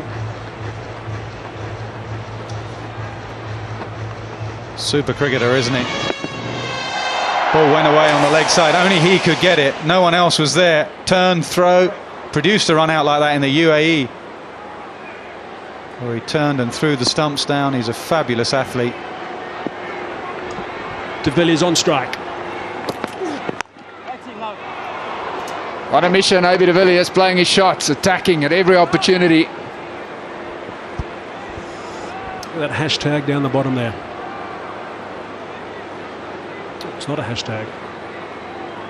Perhaps was supposed to be.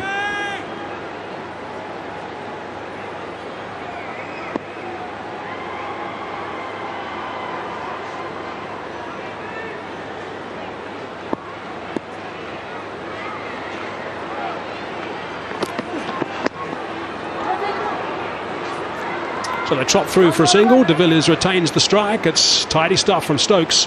Just 4 off that over, 18 for none. Of that now, 18 for none it is. South Africa as Chris Jordan comes in the attack. Gee, I thought he was terrific in Cape Town. Yeah, and he got De Villiers out. Caught pulling, top edge. Hales took a good catch at Cape Town. De Villiers would look to pull him off his length, especially on this bouncy pitch at the Wanderers. Anything back of a length, he'll look to pull and cut. Short arm jab. Yeah, got hold of him a couple of times in the ODI series, did AB de Villiers. So a good battle looming between these two.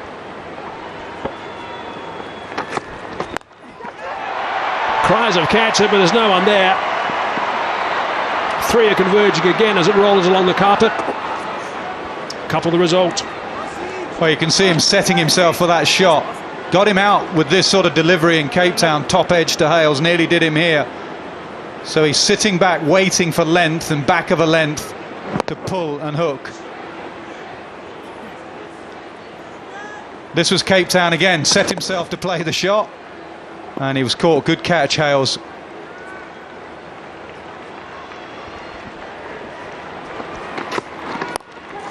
That's flat. 2 bounces. Straight through the ball boy. He's going to have to change his length. His natural length is back of a length. And in county cricket, he'll have people hopping around. When you're bowling to AB de Villiers, he is setting himself for this length. Poor bowling, poor thinking as well. AB de Villiers set in the crease, waiting for the short one. England have just lost their way since they lost all those wickets. Continuing here with the ball as well. Down the track, launched. Has it gone all the way? Yes, it has. And that's smart cricket.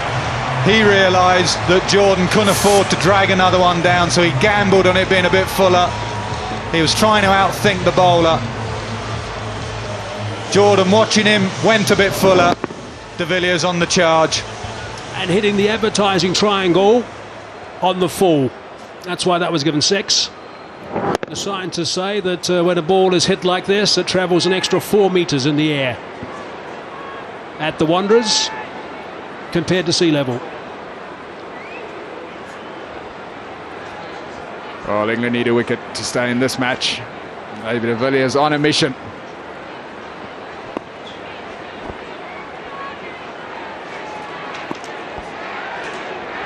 So 12 runs off the first 3 balls of Jordan's first. They settle with a 6.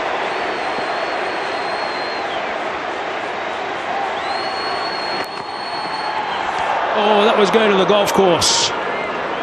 Talk about teeing off. Talk about atmosphere. Everyone in the crowd was cheering and chanting AB, AB, and it was in the slot, and AB missed it. Trying to hit that one too hard. David de Villiers just leant back at the last minute. He was a scratch golfer as a teenager, was Odi de Villiers.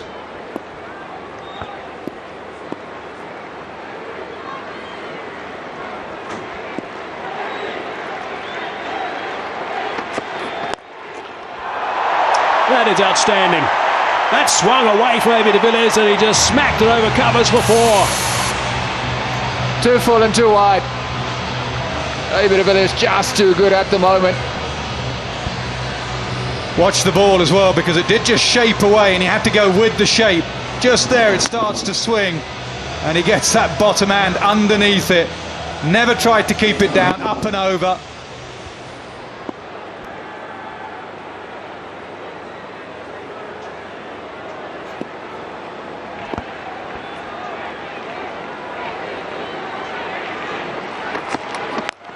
Oh, he's clubbed it.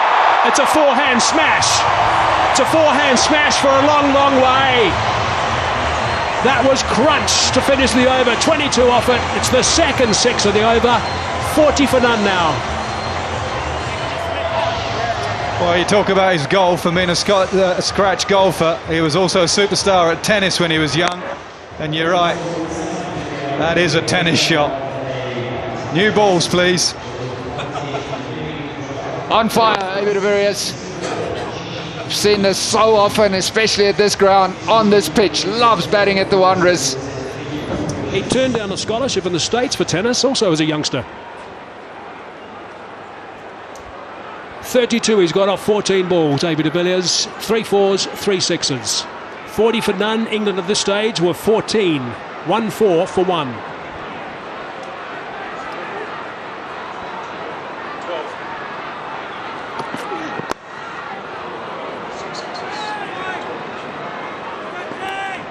Everyone in this crowd, apart from the England bowlers, wants Amla just to drop it for 1 and run and get that man on strike.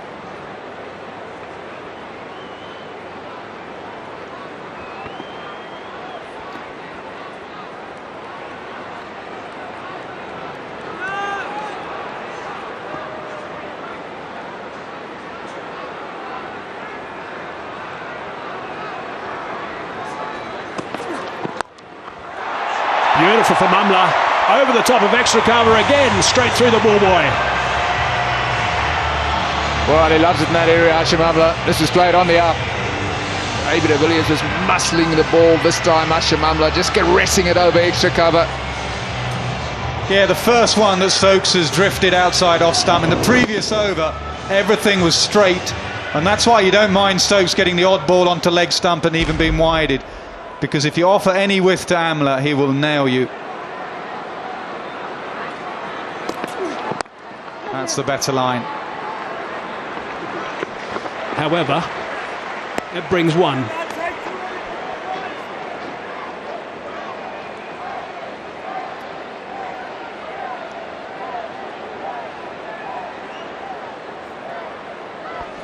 Just have a listen to the crowd, as Nasser was saying. Just have a listen to the crowd as the bowler starts running. It reminds me of the old days in Australia when they used to chant "Lele, Lele," but that was for the bowler. Bashing those advertising boards in Melbourne. What an atmosphere that was. Similar today. Only this time the chant AB. Burst through the hands, I think. It would have been a freak catch had it been taken. Maybe got a fingertip only. It's another boundary. Well, he's got in the minds of the bowlers. You can't blame them. They're not sure what length to bowl. Stokes this time trying to get full and straight, but missing his length.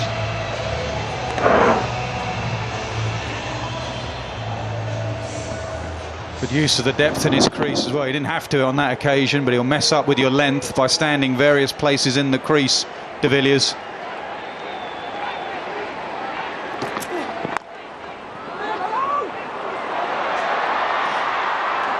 Scramble back in time, did Amla. What was that from AB though? First defensive shot we've seen. It was a better delivery.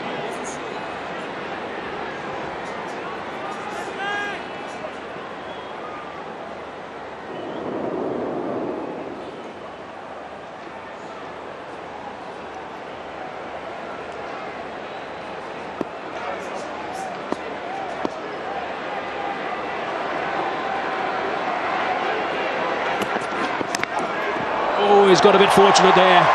It's just zipped past that off stump from the under edge, and it's gone for 4. Frustration for Stokes. He'll be fuming. 13 off the over, 53 for none. England will feel it's just not their day.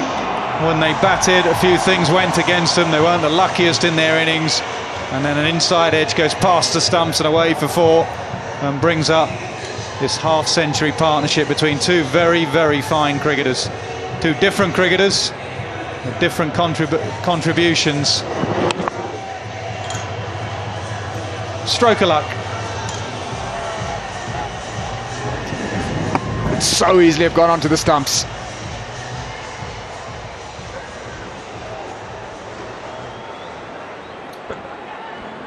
So persevering with Chris Jordan. England, he was expensive in his first over, went for 22. He'll feed off there too, Amla. That won't trouble him too much. Well, that's not great from Jordan. Fine leg up, short ball. He's got to prove he's not just one-dimensional, Chris Jordan. He's a very good Yorker bowler. We've seen that in Dubai when he bowled a super over. We saw that in Cape Town when he bowled the 19th over. Unless he just bowls death all the time and runs up and bowls Yorker, but that's difficult in a power play. Can't just be a one-dimensional bowler. It's going to be so challenging bowling to these two guys. Different styles. It's going to be a wide, going at 14 of the over at this stage. South Africa. Amla also will be quite happy to sit back, and he hasn't had much of the strike, but if we sit back, be happy to sit back and allow AB to do all the damage, produce the carnage from the other end. And rest assured, if Amla gets something that he can put away, it'll go.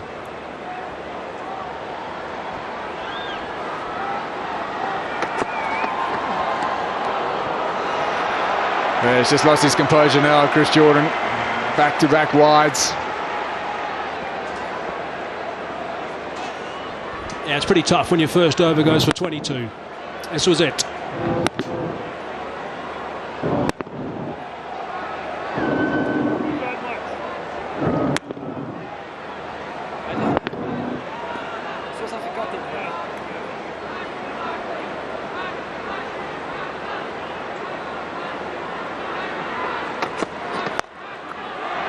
Oh, he's crunched that away for 4. All along the carpet. Beautiful from Amla. Nothing wrong with that delivery, just a high-class shot. The power of de Villiers and the hands of Amla. Sweet hands. Amla at his best.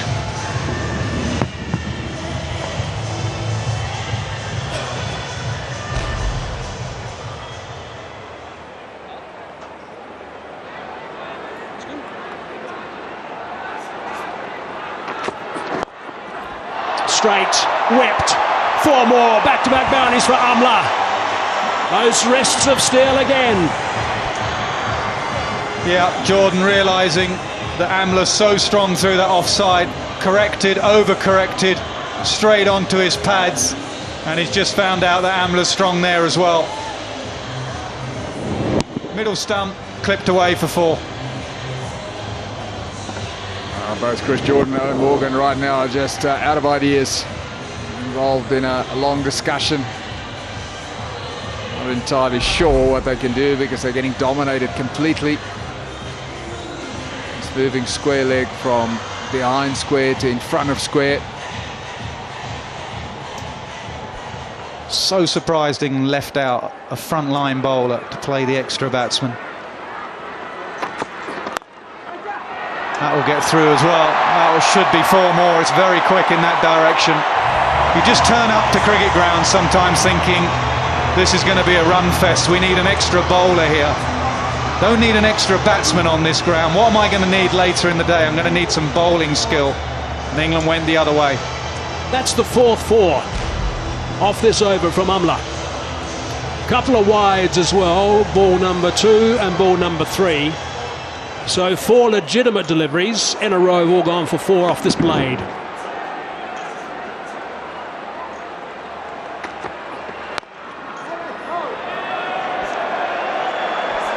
Finally a dot.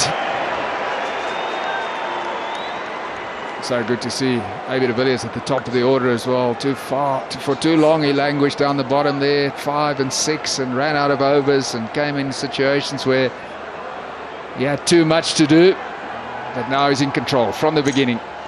Yeah, those stats, the anomaly of those stats we saw when he first came in, they will change if he continues to open. They're only going in one direction.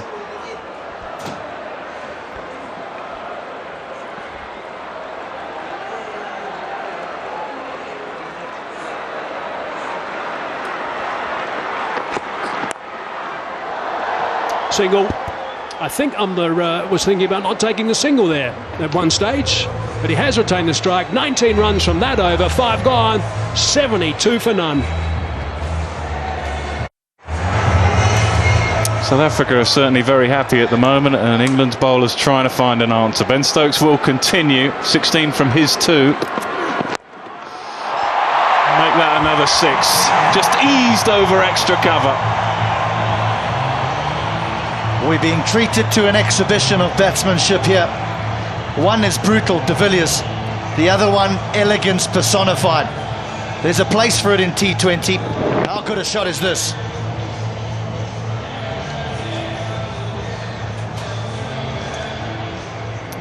Slightly outside that off stump, just opens the face, extends the arms through it.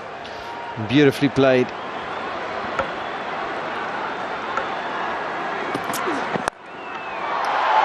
Again, it's the power this time.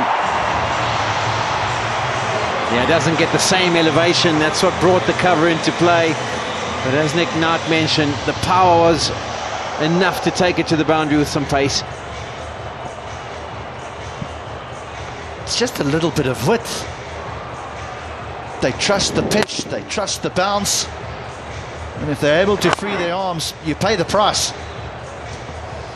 And we got a long meeting. Brains Trust have said, right, what do we reckon? Captain, Jos Buttler and Ben Stokes. Plan B, folks. 82 without loss from 5.2. Polly, you can expand on this for us. What are the bowlers going through here? Their good balls are going for 4. Is that forcing them to try something different? Yeah, the great news is they've agreed on something, so going forward they've got a certain plan. But it's difficult. I mean, you've got 2 different kind of batsmen at the crease, as HT mentioned. You've got one who's bludgeoned him to all parts and manoeuvres his way around the crease, and the other one is just a person who gets on and plays orthodox cricket shots. Yes, he also moves around the crease a touch, but they've decided just to go leg side, and you'd expect full deliveries, try and get him to maybe work it square. Brilliant batting. And that is absolutely high class. Again, you cannot point the finger this time at Ben Stokes. You might say it's slightly full, but when you see the replay, the skill and the open face, no man at deep point.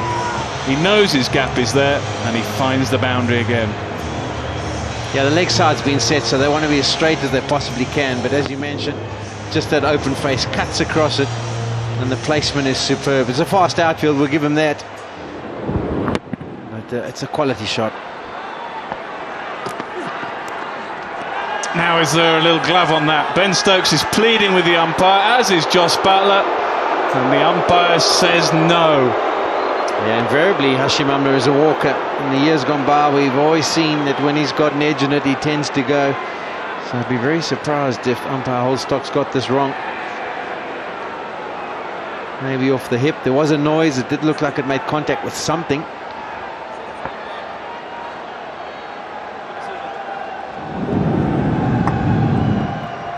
Yeah, I think the noise might have been the arm guard, actually. See it again, get a better view. Definitely a noise.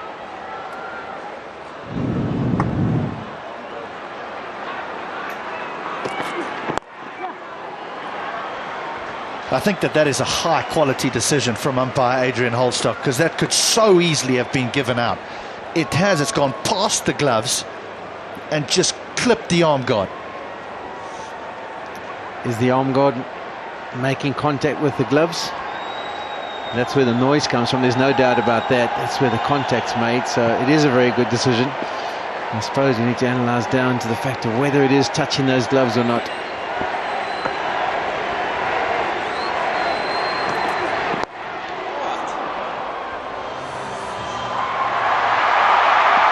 A rare sight of block, but it still brings one more. England cannot stop the flow of runs. 15 from the over, we're through 6, 87 without loss. The power play, well, you're going to see the highlights of it, but it wasn't really the highlights, it was just as it happened. There's a strong gust of wind that's come through the ground, and this is almost every single delivery you'll watch here. The video started off in that fashion, and then it was just carnage after that.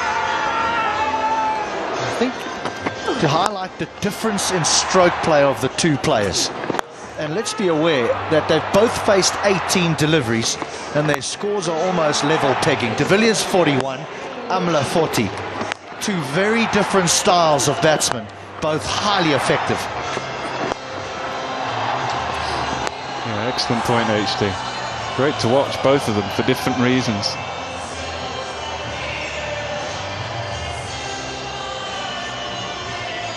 Morgan has a bowler less. Made a decision at the start of the day that they were going to take David Willey out to the side and replace him with Sam Billings. So he turns to Adil Rashid. And while all this is going on, Timber Bavuma, the Proteas middle order batsman, while all this is going on, Quinton de Kock sits on the sideline feeling that his position is up front. Well, there might be a selection dilemma come the next T20 against Australia.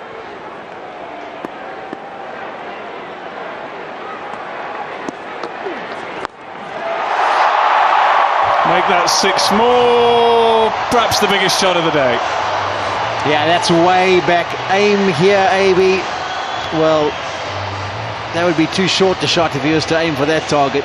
This one's into the car park. It's gone between the dressing room and the grandstand, and the cars were in danger. That's why the other ball box has come out. It's going to need a replacement. AB de Villiers was almost like he was just looking for the first delivery to set the tone. There was a slight drag down out the middle of the bat, way back. Well, if this carries on for much longer, 28,000 people might want half their money back, because they're only going to get half a game.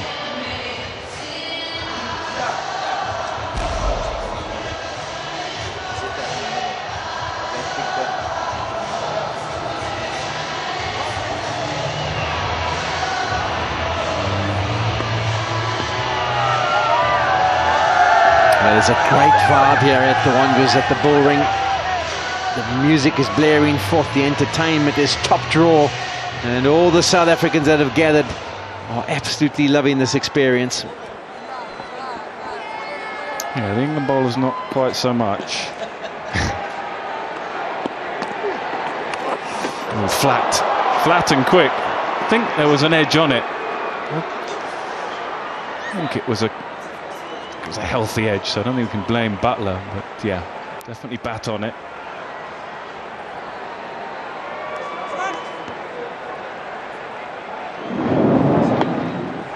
Yeah, always going down.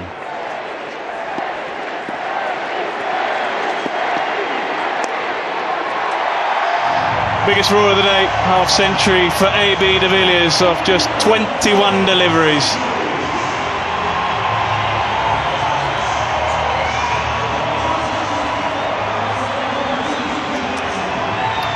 It's the fastest 50 in a T20 international for Odi de Villiers. Another record that he acquires here at the Wanderers. He absolutely loves batting on the surface, and he's been superb once again. Just his 7th T20 50. That's the fastest by any South African. Previous best was 23. Again,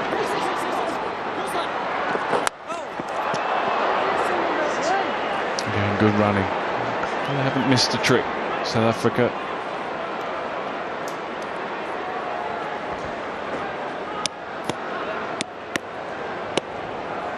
Well, he had the record already, so I don't know what the fuss is.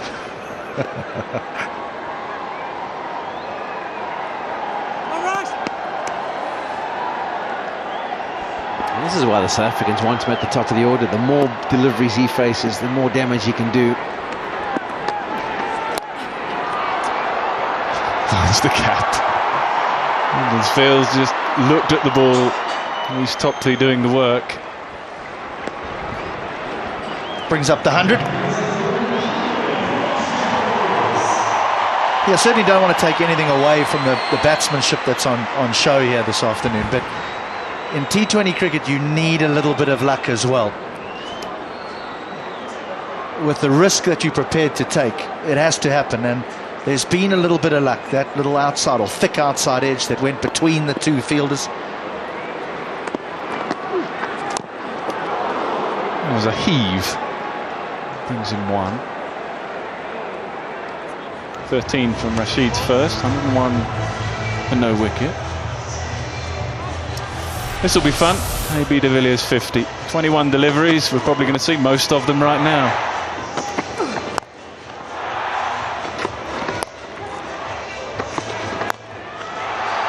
And a lot of these, or some of these, aren't actually bad deliveries, and I think that's the problem for England's bowlers. They've been forced into plan B. And anything that's short or wide, that's the result.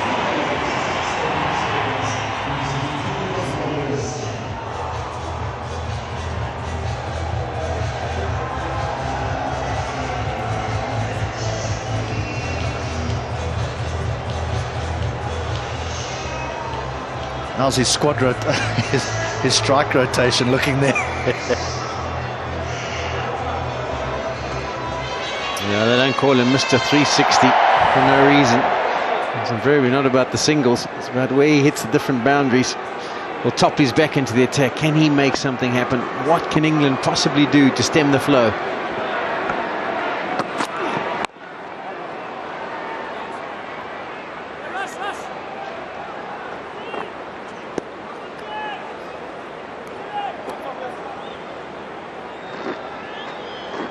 The tactics for England now have to be, okay, well, we'll put some boundary riders out and let's see if they can try and make South Africa play to one side of the field, try and make as many deliveries go to where those boundary riders are, and hopefully with the risk pick up a wicket, because you don't see any sort of LBW or clean bowl dismissals happening in the next few deliveries. You feel it has to be a mistake by the South Africans. So you don't see a 14 for 7 happening like we did 45 minutes ago? No, but I didn't see that one unfolding either.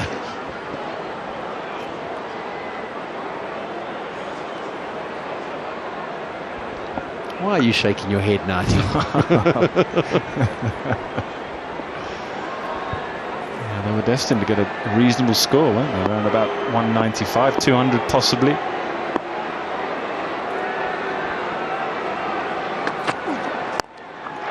Right, 6 more. I think this is the great ability of the modern day striker, is that ability to just hold his position when he picks up that it's a slower delivery. There's just a slight pause from Odi de Villiers. He holds that position for a period of time, and then it's an explosion, and an explosion with power. Yeah, it's just a very simple method. He gets in position early and then he doesn't have to move again.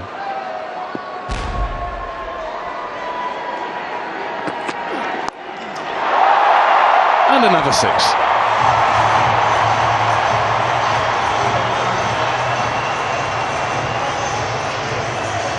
Well, the one thing's for sure is de Villiers isn't going to nudge and nurdle his way to ensure that South Africa cross the line unscathed. He's going to keep going. This just helped on its way. Doesn't matter that there's men on the boundary. I think he's had a look at the scoreboard and worked out 57 runs required. I can maybe get myself a little 3-figure score here if I keep going.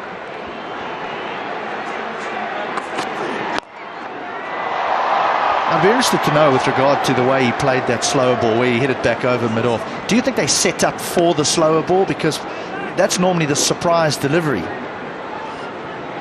I think he just sets up to any particular delivery, gets in position early, and as I say, he doesn't have to move again then. Then he just reacts to the line and the length and the pace. There you can see he just stays still, and then he can just follow through with the arms.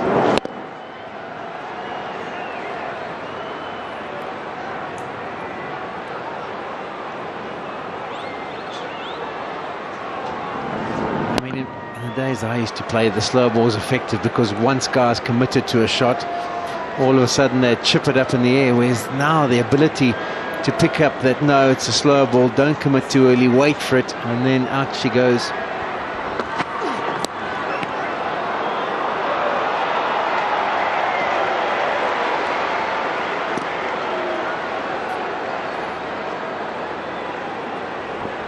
Topley's had such a good series. I say series. T20's bowled well, in the one-day internationals he's bowled well, and you get on a surface like this against a batsman or two batsmen of this quality, and you suddenly feel as though you're not in form. He needs to put it behind him.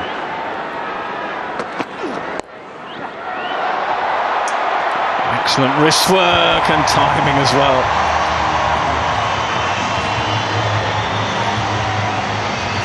He's so strong in that area, Hashim Amla. It's just a flick of the wrists and the ball flies off with some serious power. Takes him to 46 of just 21 deliveries. There we can see it. If you get too straight, you see how those wrists come into action. He knows that if he places it behind square, invariably he'll pick himself up a boundary, and he does.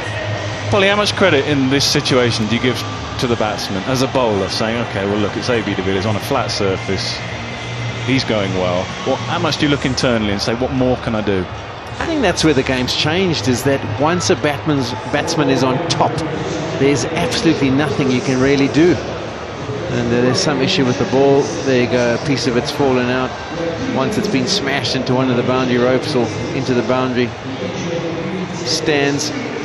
But it's just such a lonely place to be in international cricket, when as a bowler you feel like you don't have an answer. You maybe try option 1, 2 and 3 and 4, none of those work, and you keep disappearing. And sometimes you just say, well, what can I possibly do? You know, you're almost going into the mode of trying to limit the damage. Can I just go for a single rather than going for a boundary? And I think that's where the game has changed so much. The batsmen, when they get in and they're in full flight, they just absolutely dominate.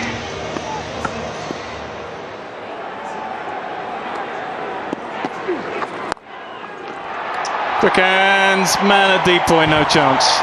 Absolutely no chance. Again, it would be so easy in this situation to just hit the ball to the sweeper for one. De Villiers is not content with a single. He wants a boundary, so his placement has to be perfect, and he's still got to find some timing or some power. He gets both.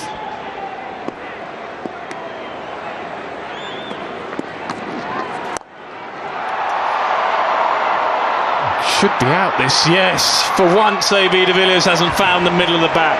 May have just been a little bit more flighted from Adil Rashid, but job done for AB de Villiers. He will get an incredible reception as he walks off. Yeah, congratulated from Hashim Amla, and so he should be. The bottom hand came off the bottom of the bat, and he just squirted out onto the fielders on the boundary. But let's go a little bit silent and listen to this reception de Villiers gets.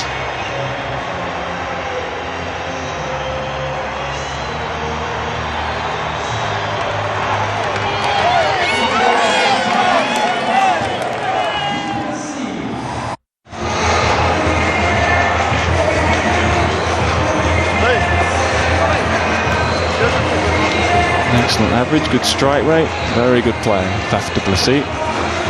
And he might be walking to the wicket with thoughts in his mind of, how do I follow that? He might have been in that position on a few occasions. I think as captain he's got to say to himself, listen, I need to get him first. Can't follow that kind of performance.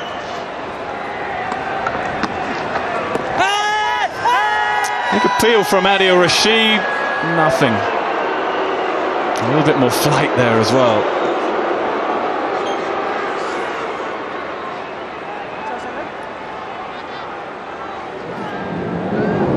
It looked like it slid on. I think that's a good delivery. It's close, isn't it? Certainly pitched in line. Yeah, that's good for me. That's out. Yeah.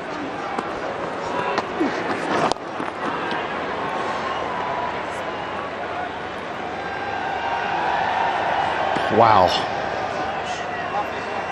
I think that's going back to the old days where, no, he played forward, so I got too far forward.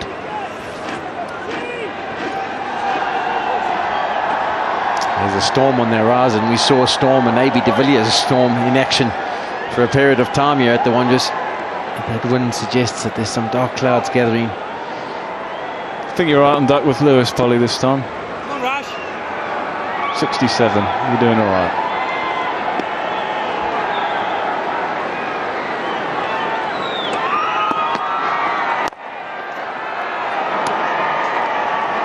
Need to put into context Hashim Amla's innings. He's got 47 of 23 deliveries. The last fastest 50 for South Africa in a T20 match was Odi de Villiers of 23 deliveries.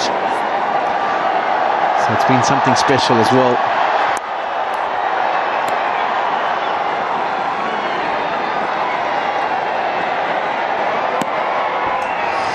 Six from the over. Good over. 127 for one.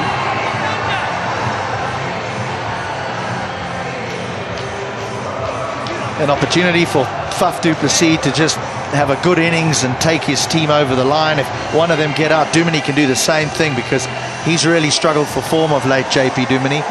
Nice to spend some time at the wicket, get a little bit of confidence. He is a vital member of this T20 side, Duminy.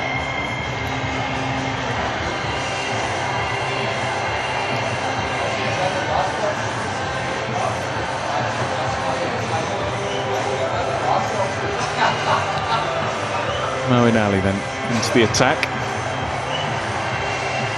Seeing a little bit of spin throughout the day.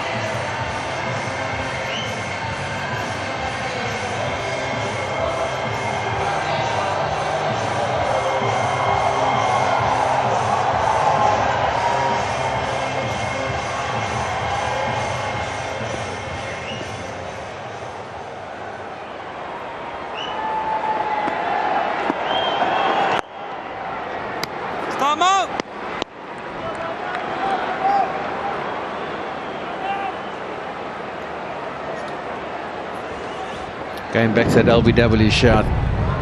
Hits in the middle. Going on to crash into the stumps. That's a goner. Come on, come on. Not much else you can say about that, really. Just got to say it was out.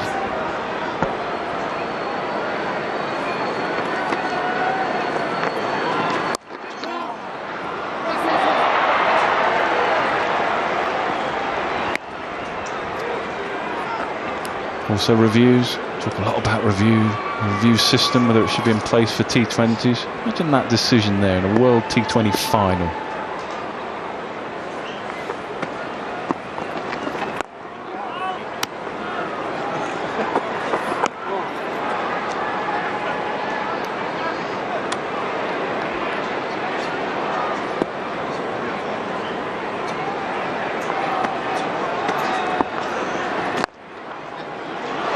Lovely. Clever again, just finding the gap, opening the face. It's just awareness from Faf du Plessis. Delivery slightly overpitched, opens the face, knows exactly where the gap is, and then just caresses it through it.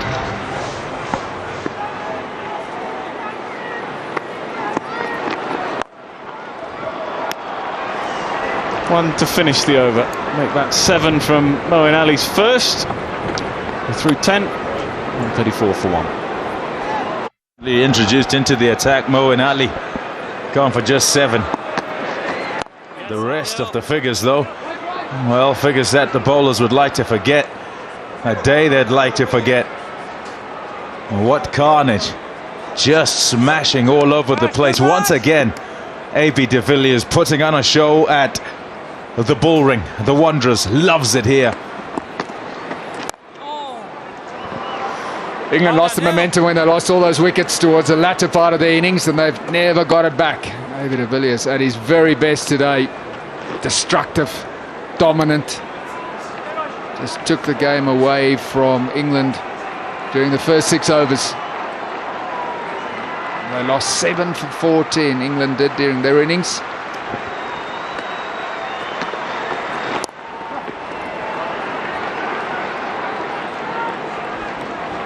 The other lad's not been too bad either. Hashim Amla 49 from 26 without breaking into a sweat. Yeah, often you hear it said you don't want to try and do what the other bloke's doing at the other end if it's going well. Man out there just one. But I reckon he was pulled along. He was pulled along by Odi de Villiers with the shots that he is playing. On 49 now, just 26 deliveries. It's not a whole lot slower than Odi de Villiers, who got his 50 off 21 balls. What a partnership up at the top.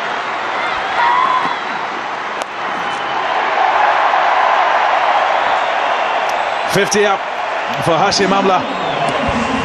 His second 2020 international 50. It's off 27 balls. It's applauded. He watched for most of the time as de Villiers went crazy at the other end, but he too has been punishing. This may just nail down this opening combination for South Africa.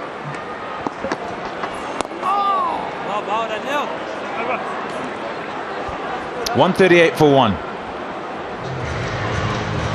Oh, do you really think so, Kepler? I mean, can it be? Will it be? I suppose is the question. Here's a look at the half century, and the way Hashim Amla plays this is probably better than in times past, where he sometimes, I reckon, goes a little too hard. He's got the touch. He very much is a touch player and would have to play cricket shots at the top of the order to score quickly. It's when he tries to muscle it away and tries to smash it and slog it that it doesn't go so well. But let's talk about the top of the order with de Villiers going as well as he is, and the desire to play him up at the top. And then Quinton de Kock, the youngster, in fine touch, resting against England, but will play against Australia. Will he though? No. Won't they just leave it the same? Can you afford to do that? I mean, what, hold the bullet in the holster or the gun in the holster, ready to fire? They can't all three open, so that one of them will have to bat 3.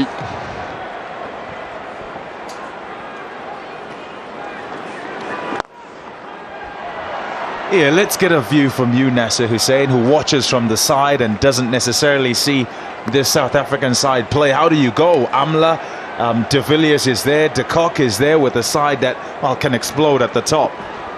Well, you've got to be a seriously good side if you're leaving out Quinton de Kock, that's all I'd say. So those 3 in any order, put them in a hat and pick them out. Any order will do. De Kock, de Villiers, anyone, get them all in. Amla's a class act. It's one of those middle order guys who will now be thinking, right, de Kock's coming in. Duminy will be looking over his shoulder. Miller, who's a very good player, will be having a look. So you've got your top 3, work from there. Some might throw in the captain. Faf du Plessis as well, and trying to sort it all out. Although, gotta be said, it would be last resort. You wouldn't go to the captain and say, okay, look, you're not playing, because youngsters coming in the side. Yeah, that's not going to happen.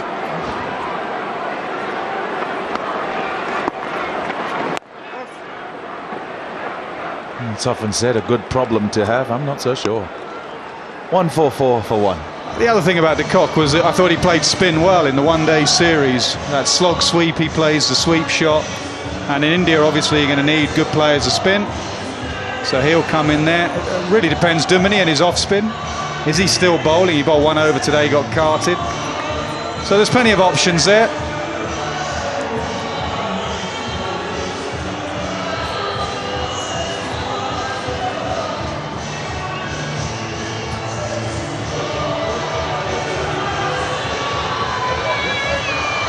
.28 from 48. Damage done right up at the top. Opening partnership 125 from just over 8 overs. Perhaps go even further back to what you were saying, Kepler Vessels, and say damage done. 7 wickets lost for just 14. England were... Oh, missed it. Both missed it.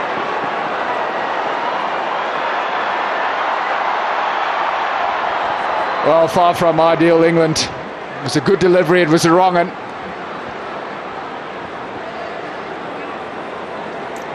So in the Test series on a couple of occasions, Johnny Bairstow not picking Adil Rashid's wrong un out in the UAE. It's obviously a difficult one to pick. Butler not picking it there.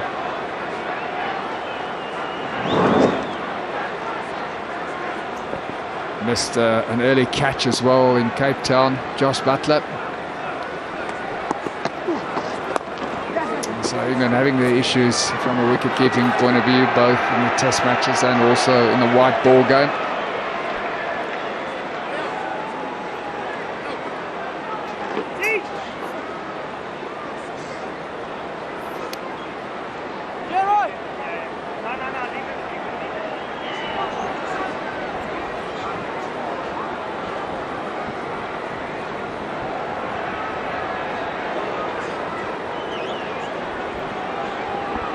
Annoyance for Adil Rashid. Would have liked the wicket of Du Plessis there. Any wicket will do. He's got one already, a big one.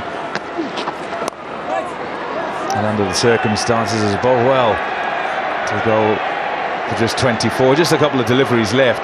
From South Africa, though, I think it'll be important. And yes, win the game. That's what you're saying. You expect you'd win from here, 25 from 44. But just to keep the pressure on, put themselves under some pressure.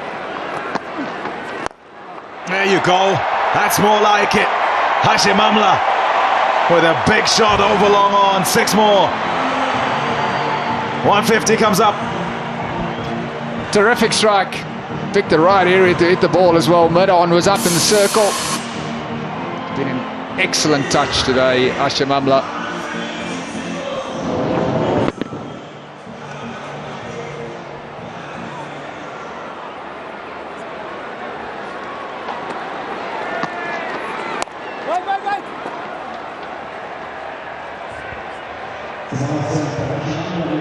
.153 for 1.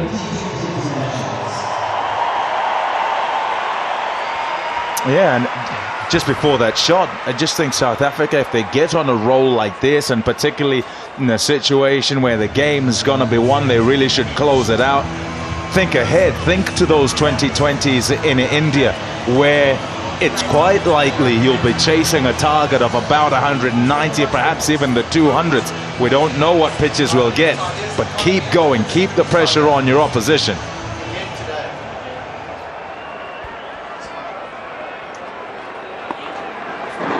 Well, either way, they've made a big statement, because the next time these two sides meet will be March the 18th in Mumbai, in the group stages of the World T20, and England would have lost, if they do go on to lose here, which they will, they would have lost 5 white ball games in a row against South Africa, and the last one has been absolute carnage. So there will be a bit of mental scarring for England.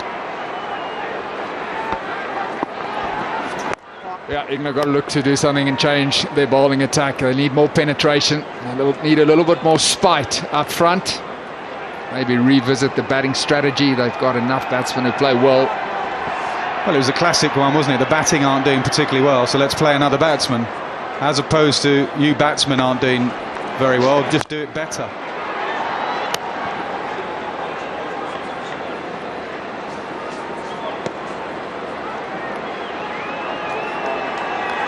And it didn't really improve the batting, and all it did was weaken the bowling. It's difficult to work out why on a good pitch you'd go with the extra batsman instead of supporting the captain with the extra bowler.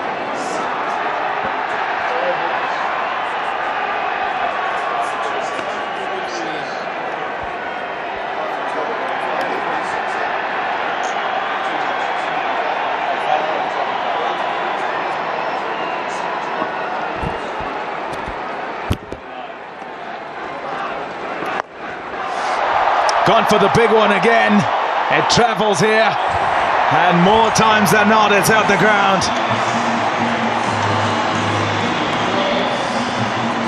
Got enough of that, Hashimamla. Maybe not right out of the middle, but it's a short boundary down there. That's why the South African batsmen love batting at the Wanderers. They understand how the altitude works. Fetch that from way outside off stump.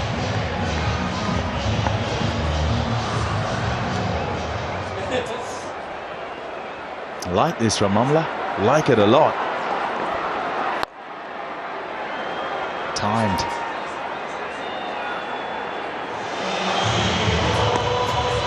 .165 for one. Festive atmosphere in the bull ring. A happy crowd.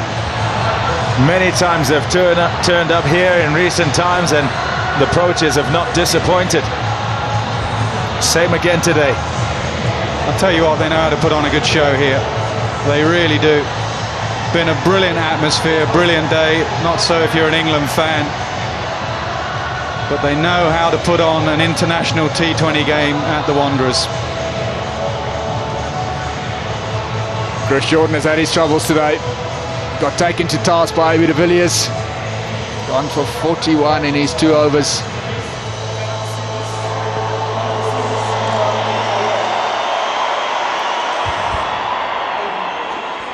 .67 from 36. Hashimamla, 7 more to get. Just caressed, really, that. His placement has been magnificent. Placement, timing.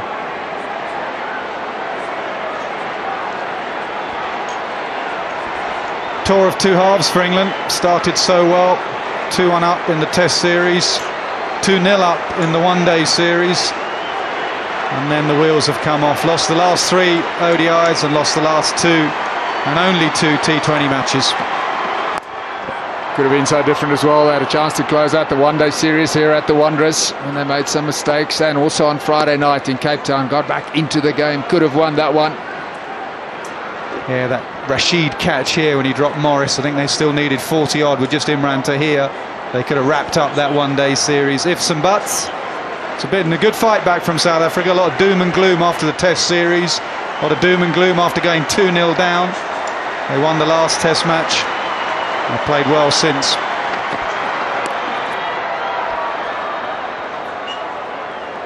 Yeah, and the other side of England not quite closing it out is to give credit where it's due with regard to the character of being able to come back. So easy to get on that slippery slope. Things go badly, you get 7, 8 down, and you just capitulate and lose the game.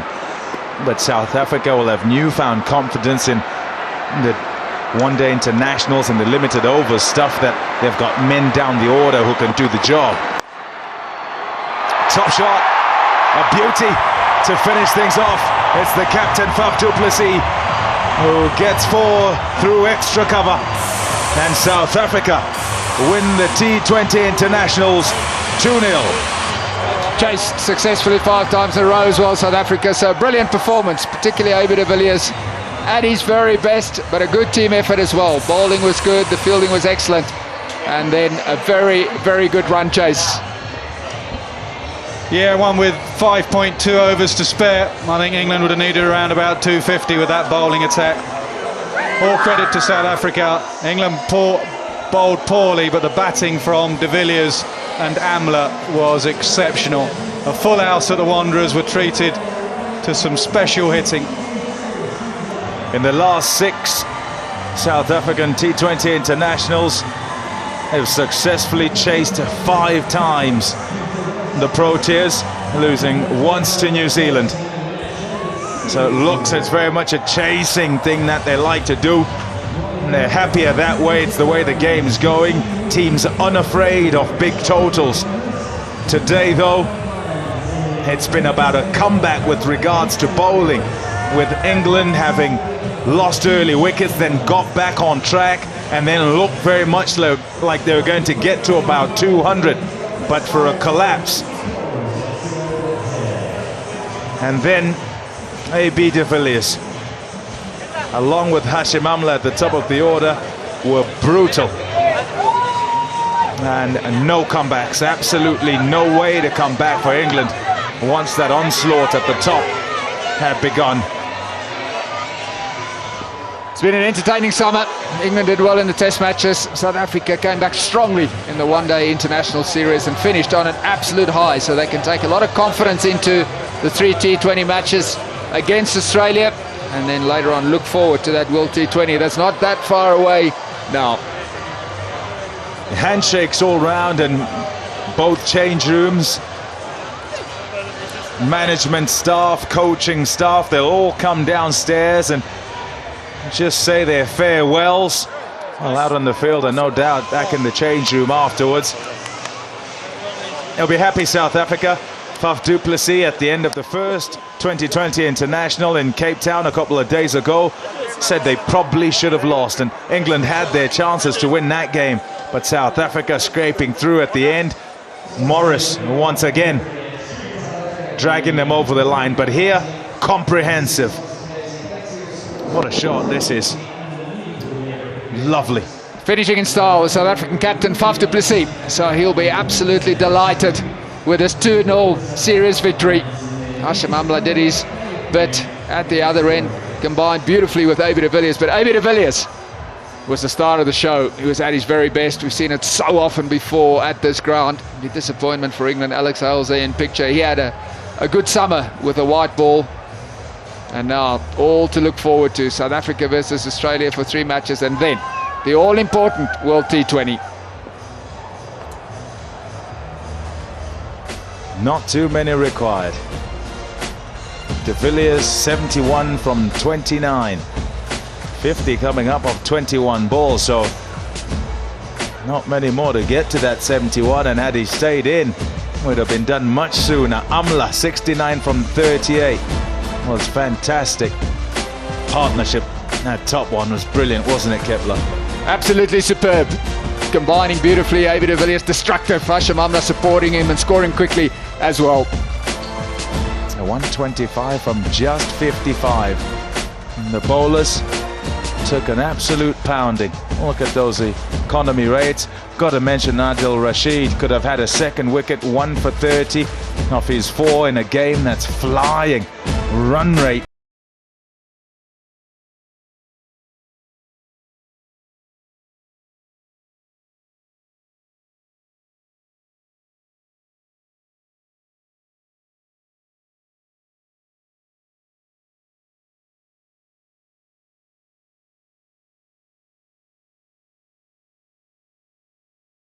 International, England inserted by Faf du Plessis, 171 all out with 2 balls still left to bat. Butler 50.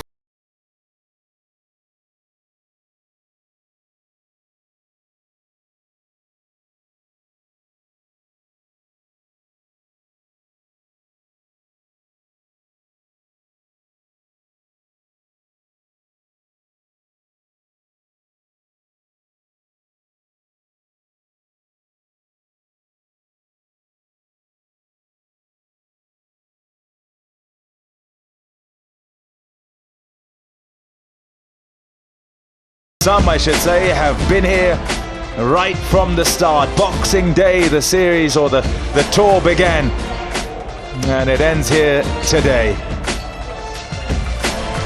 Fantastic Hashim Amla. Cricket shots. Aesthetically pleasing when he is going, Hashim Amla, and he was brilliant today in support of Odi de Villiers.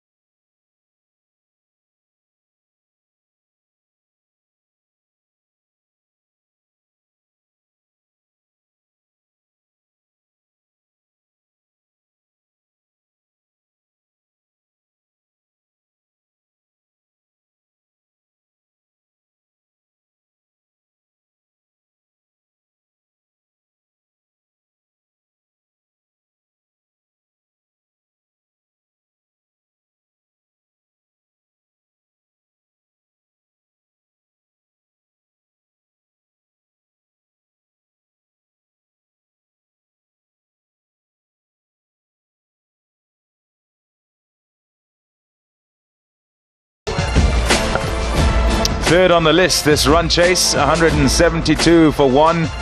South Africa did it in fine style with 5 overs and 2 balls to spare. Wonderful batting by A.B. de Villiers and also by Hashim Amla, partnership of 125. Done and dusted then, South Africa win 2-0. Time to hear from the captains. Here's the post-match presentation with H.D. Ackerman. Well, yet again, the Wanderers produces some wonderful, wonderful entertainment. Ladies and gentlemen, welcome to the post-match presentation. Before we kick things off, we'd like to thank KFC for their continued support in T20 international cricket in this country, as well as welcome a few gentlemen from my right, Mr. Arun Logat, the CSA CEO, Mr. Mike Middleton, the Chief Marketing Officer of KFC South Africa, and then the young man that joined me at the beginning of the game where we tossed the coin, Kolasile, the KFC mini cricket participant from St. Teresa's Convent. Welcome, gentlemen. Right, first up, the losing captain, Mr. Owen Morgan.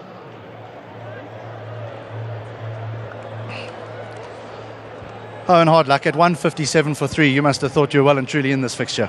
Yeah, definitely. 2 men at the crease who were in at the time and certainly taking the game to South Africa. I thought from there probably 180, 190, possibly 200 was certainly on the cards. The stutter we had at the end was really disappointing. The fact that we didn't even get to 180 was disappointing again. And then we started terribly with the ball. It's hard enough bowling to guys like that at the best of times, but when we put ourselves under the pump like that, it's very difficult. You're probably tired of me asking the question about the batting. Do you think it was just a degree of bad luck, or again, was it just a little bit too hard, or did the surface say that you guys needed around 200? I think the surface we did need probably 180, 190. Probably 200 would have been a really good score. I'm not sure it's naivety. I think we had an element of bad luck with 2 run-outs and a sort of a bump ball, which was pretty unlucky. But from there, we still should have got 180 plus. I mean, the majority of it was right. It's just the little finer parts at the end were disappointing. Yeah, sometimes as captains, we look within our side for faults. Do you think maybe today was just about A.B. de Villiers and Hashim Amla rather than the bowlers? I don't think so. I'd rather be quite honest with ourselves. We missed our lengths more often than not, and we actually allowed them to play their natural game. And once you allow guys like that to get on top, they punish you. And today they did. Well, you meet South Africa again in Mumbai in your opening game of the World Cup, or South Africa's opening game. You think you guys are on the right track? Yeah, I honestly think we are. I think on one side we're lacking experience, but on the other side we've played some really good cricket along the way. Playing a brand of cricket that in turn can possibly win an ICC event, whether it's this one coming up or one in 2017 possibly. Who knows? But certainly the talented group of players we have in the change room have so much ability to give. I know it's not an excuse, but some of your players have been away from home for a very long time. Have you enjoyed the trip? Oh, it's been a magnificent trip. This beautiful country is a great to tour. They absolutely love cricket, every ground. We've been to everywhere. We've been out in public. They've been magnificent. Everybody's wished us well, and it's been magnificent to tour here. Well, Owen, hard luck today, but thank you very much to you and your team for the entertainment. Thanks, Aishi. Owen Morgan, the captain of England. Right, next up is our KFC man of the match. And, well, it was a straight shootout between Hashim Amla and A.B. de Villiers. But in the end, for his 71 off just 29 balls, it's A.B. de Villiers who is the KFC man of the match. A.B. will collect a trophy from Kolasile. Please, if you don't mind. Top of the order. You've had a go at it quite a few times now, but a handful of times. It's finally come off for you. Yes, no, I really enjoy it up the order.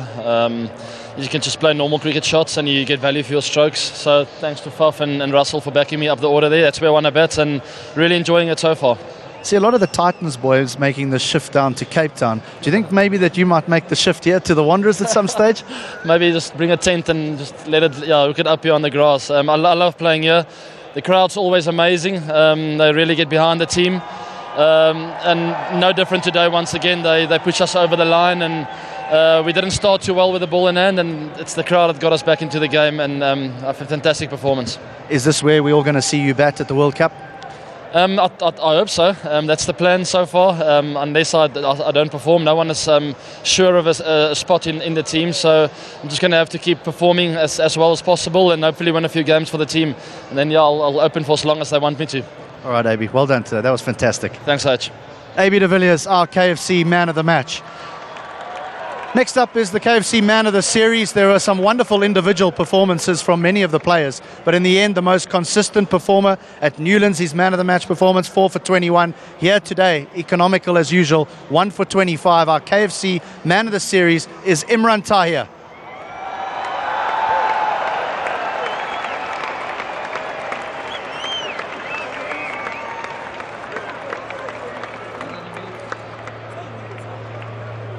Just for a minute there when I announced your name, I thought you were going to run off into the distance there. Emmy, congratulations. I mean, the performances just keep coming now. You're back to your best. Yeah, no, thank you very much. Really pleased with myself and that I'm doing well for the team. Like I mentioned before, my main goal is just doing that as long as I can for the team. They played you a little bit differently today, didn't you feel, than what they did at Newlands? Yeah, look, as more we playing against them, I think they're gonna come with a different game plan. But I kind of knew that, like I said before, that I practice in the net and see if they go in that way, then what I need to do. So I always have a plan B, and I'm really glad. I've been really good talking to Faf about my plans and stuff. So things obviously working out for us, and I'm just really happy. And boys, as a team, we playing really good cricket. Well, you bowl pretty well in South African conditions. Are you looking forward to going and bowling in the World Cup in conditions that should suit you even more? Yeah, look, it's a big honor to be part of a World Cup team for South Africa. So yeah, I'm really looking forward for it. It will be a big challenge, but I think the pitch maybe a little bit in pitches in India maybe suits spinners a little bit more. But I mean, like I said, I have to practice for that and see where I end up with. But I'm hoping for good things to come. All right, Imran, congratulations on your award and all the best. Thank you very much. Highly appreciate it. Thanks. Imran Tahir, our KFC man of the match. Right, it's time for the winning captain, the South African captain, Faf du Plessis.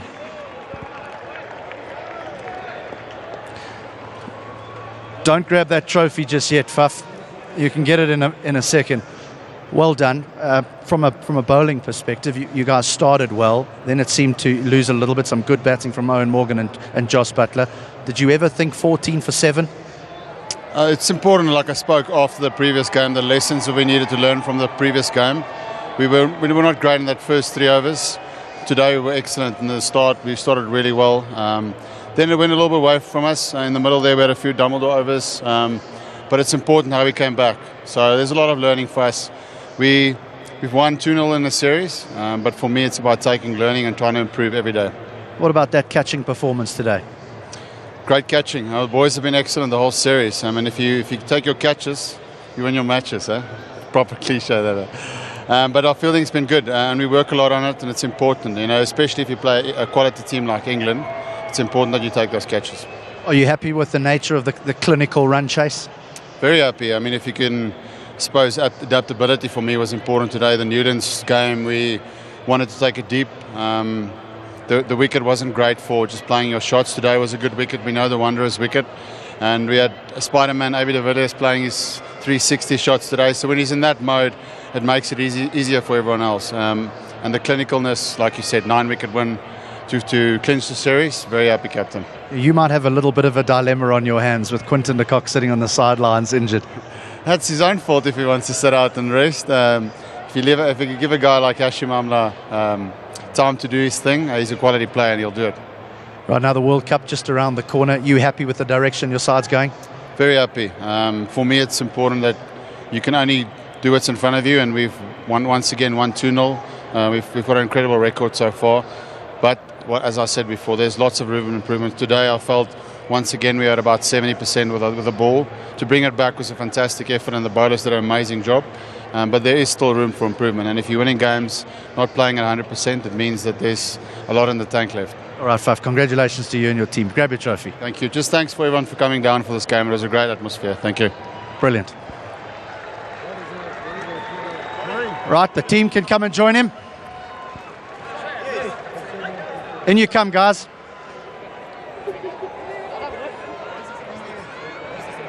Series winners of this KFC T20 International Series. South Africa win it 2-0. And that concludes the post-match presentation.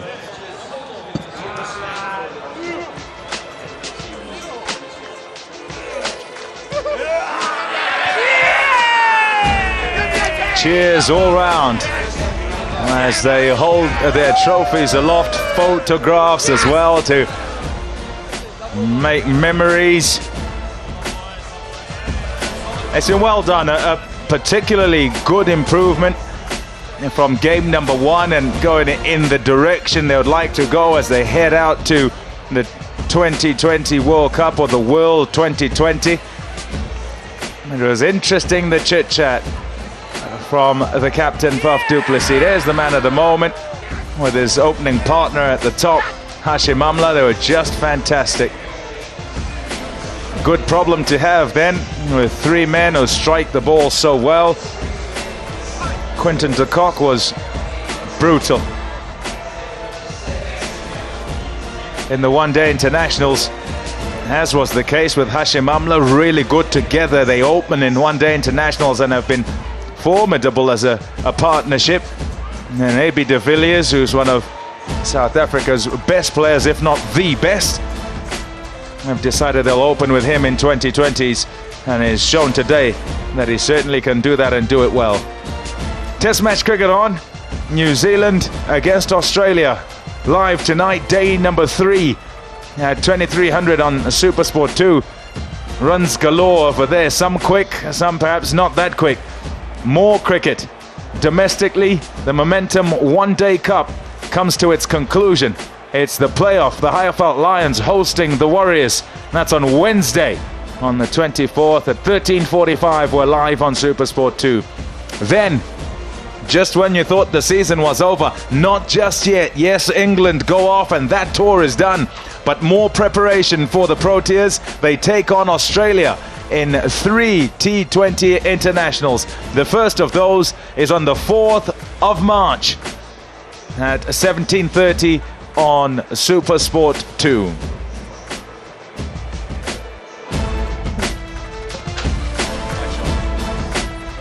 So, done and dusted from the bull ring. Thanks everybody for watching. Hope you've enjoyed the summer of cricket. Hope you've enjoyed the England tour. We'll catch you again soon. Goodbye. South Africa and England, the bull ring packed. And for the very last time this summer, these two teams will do battle. Enjoy the game. It's got him. Listen to the crowd. Roots away. He's got that away from height. Down the pitch route. Big shot.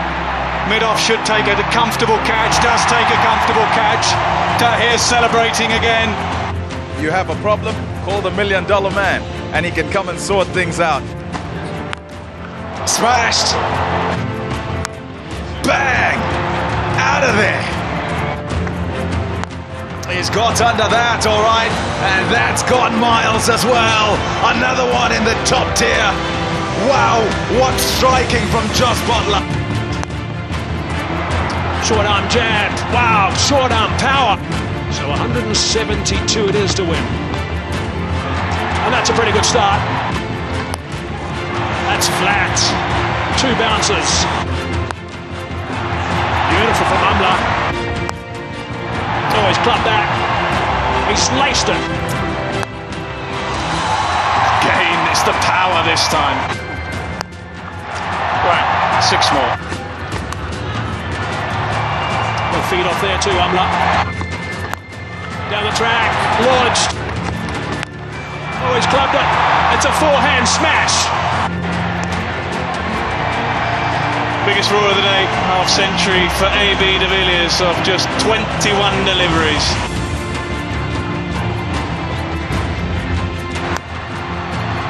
Top shot, a beauty to finish things off.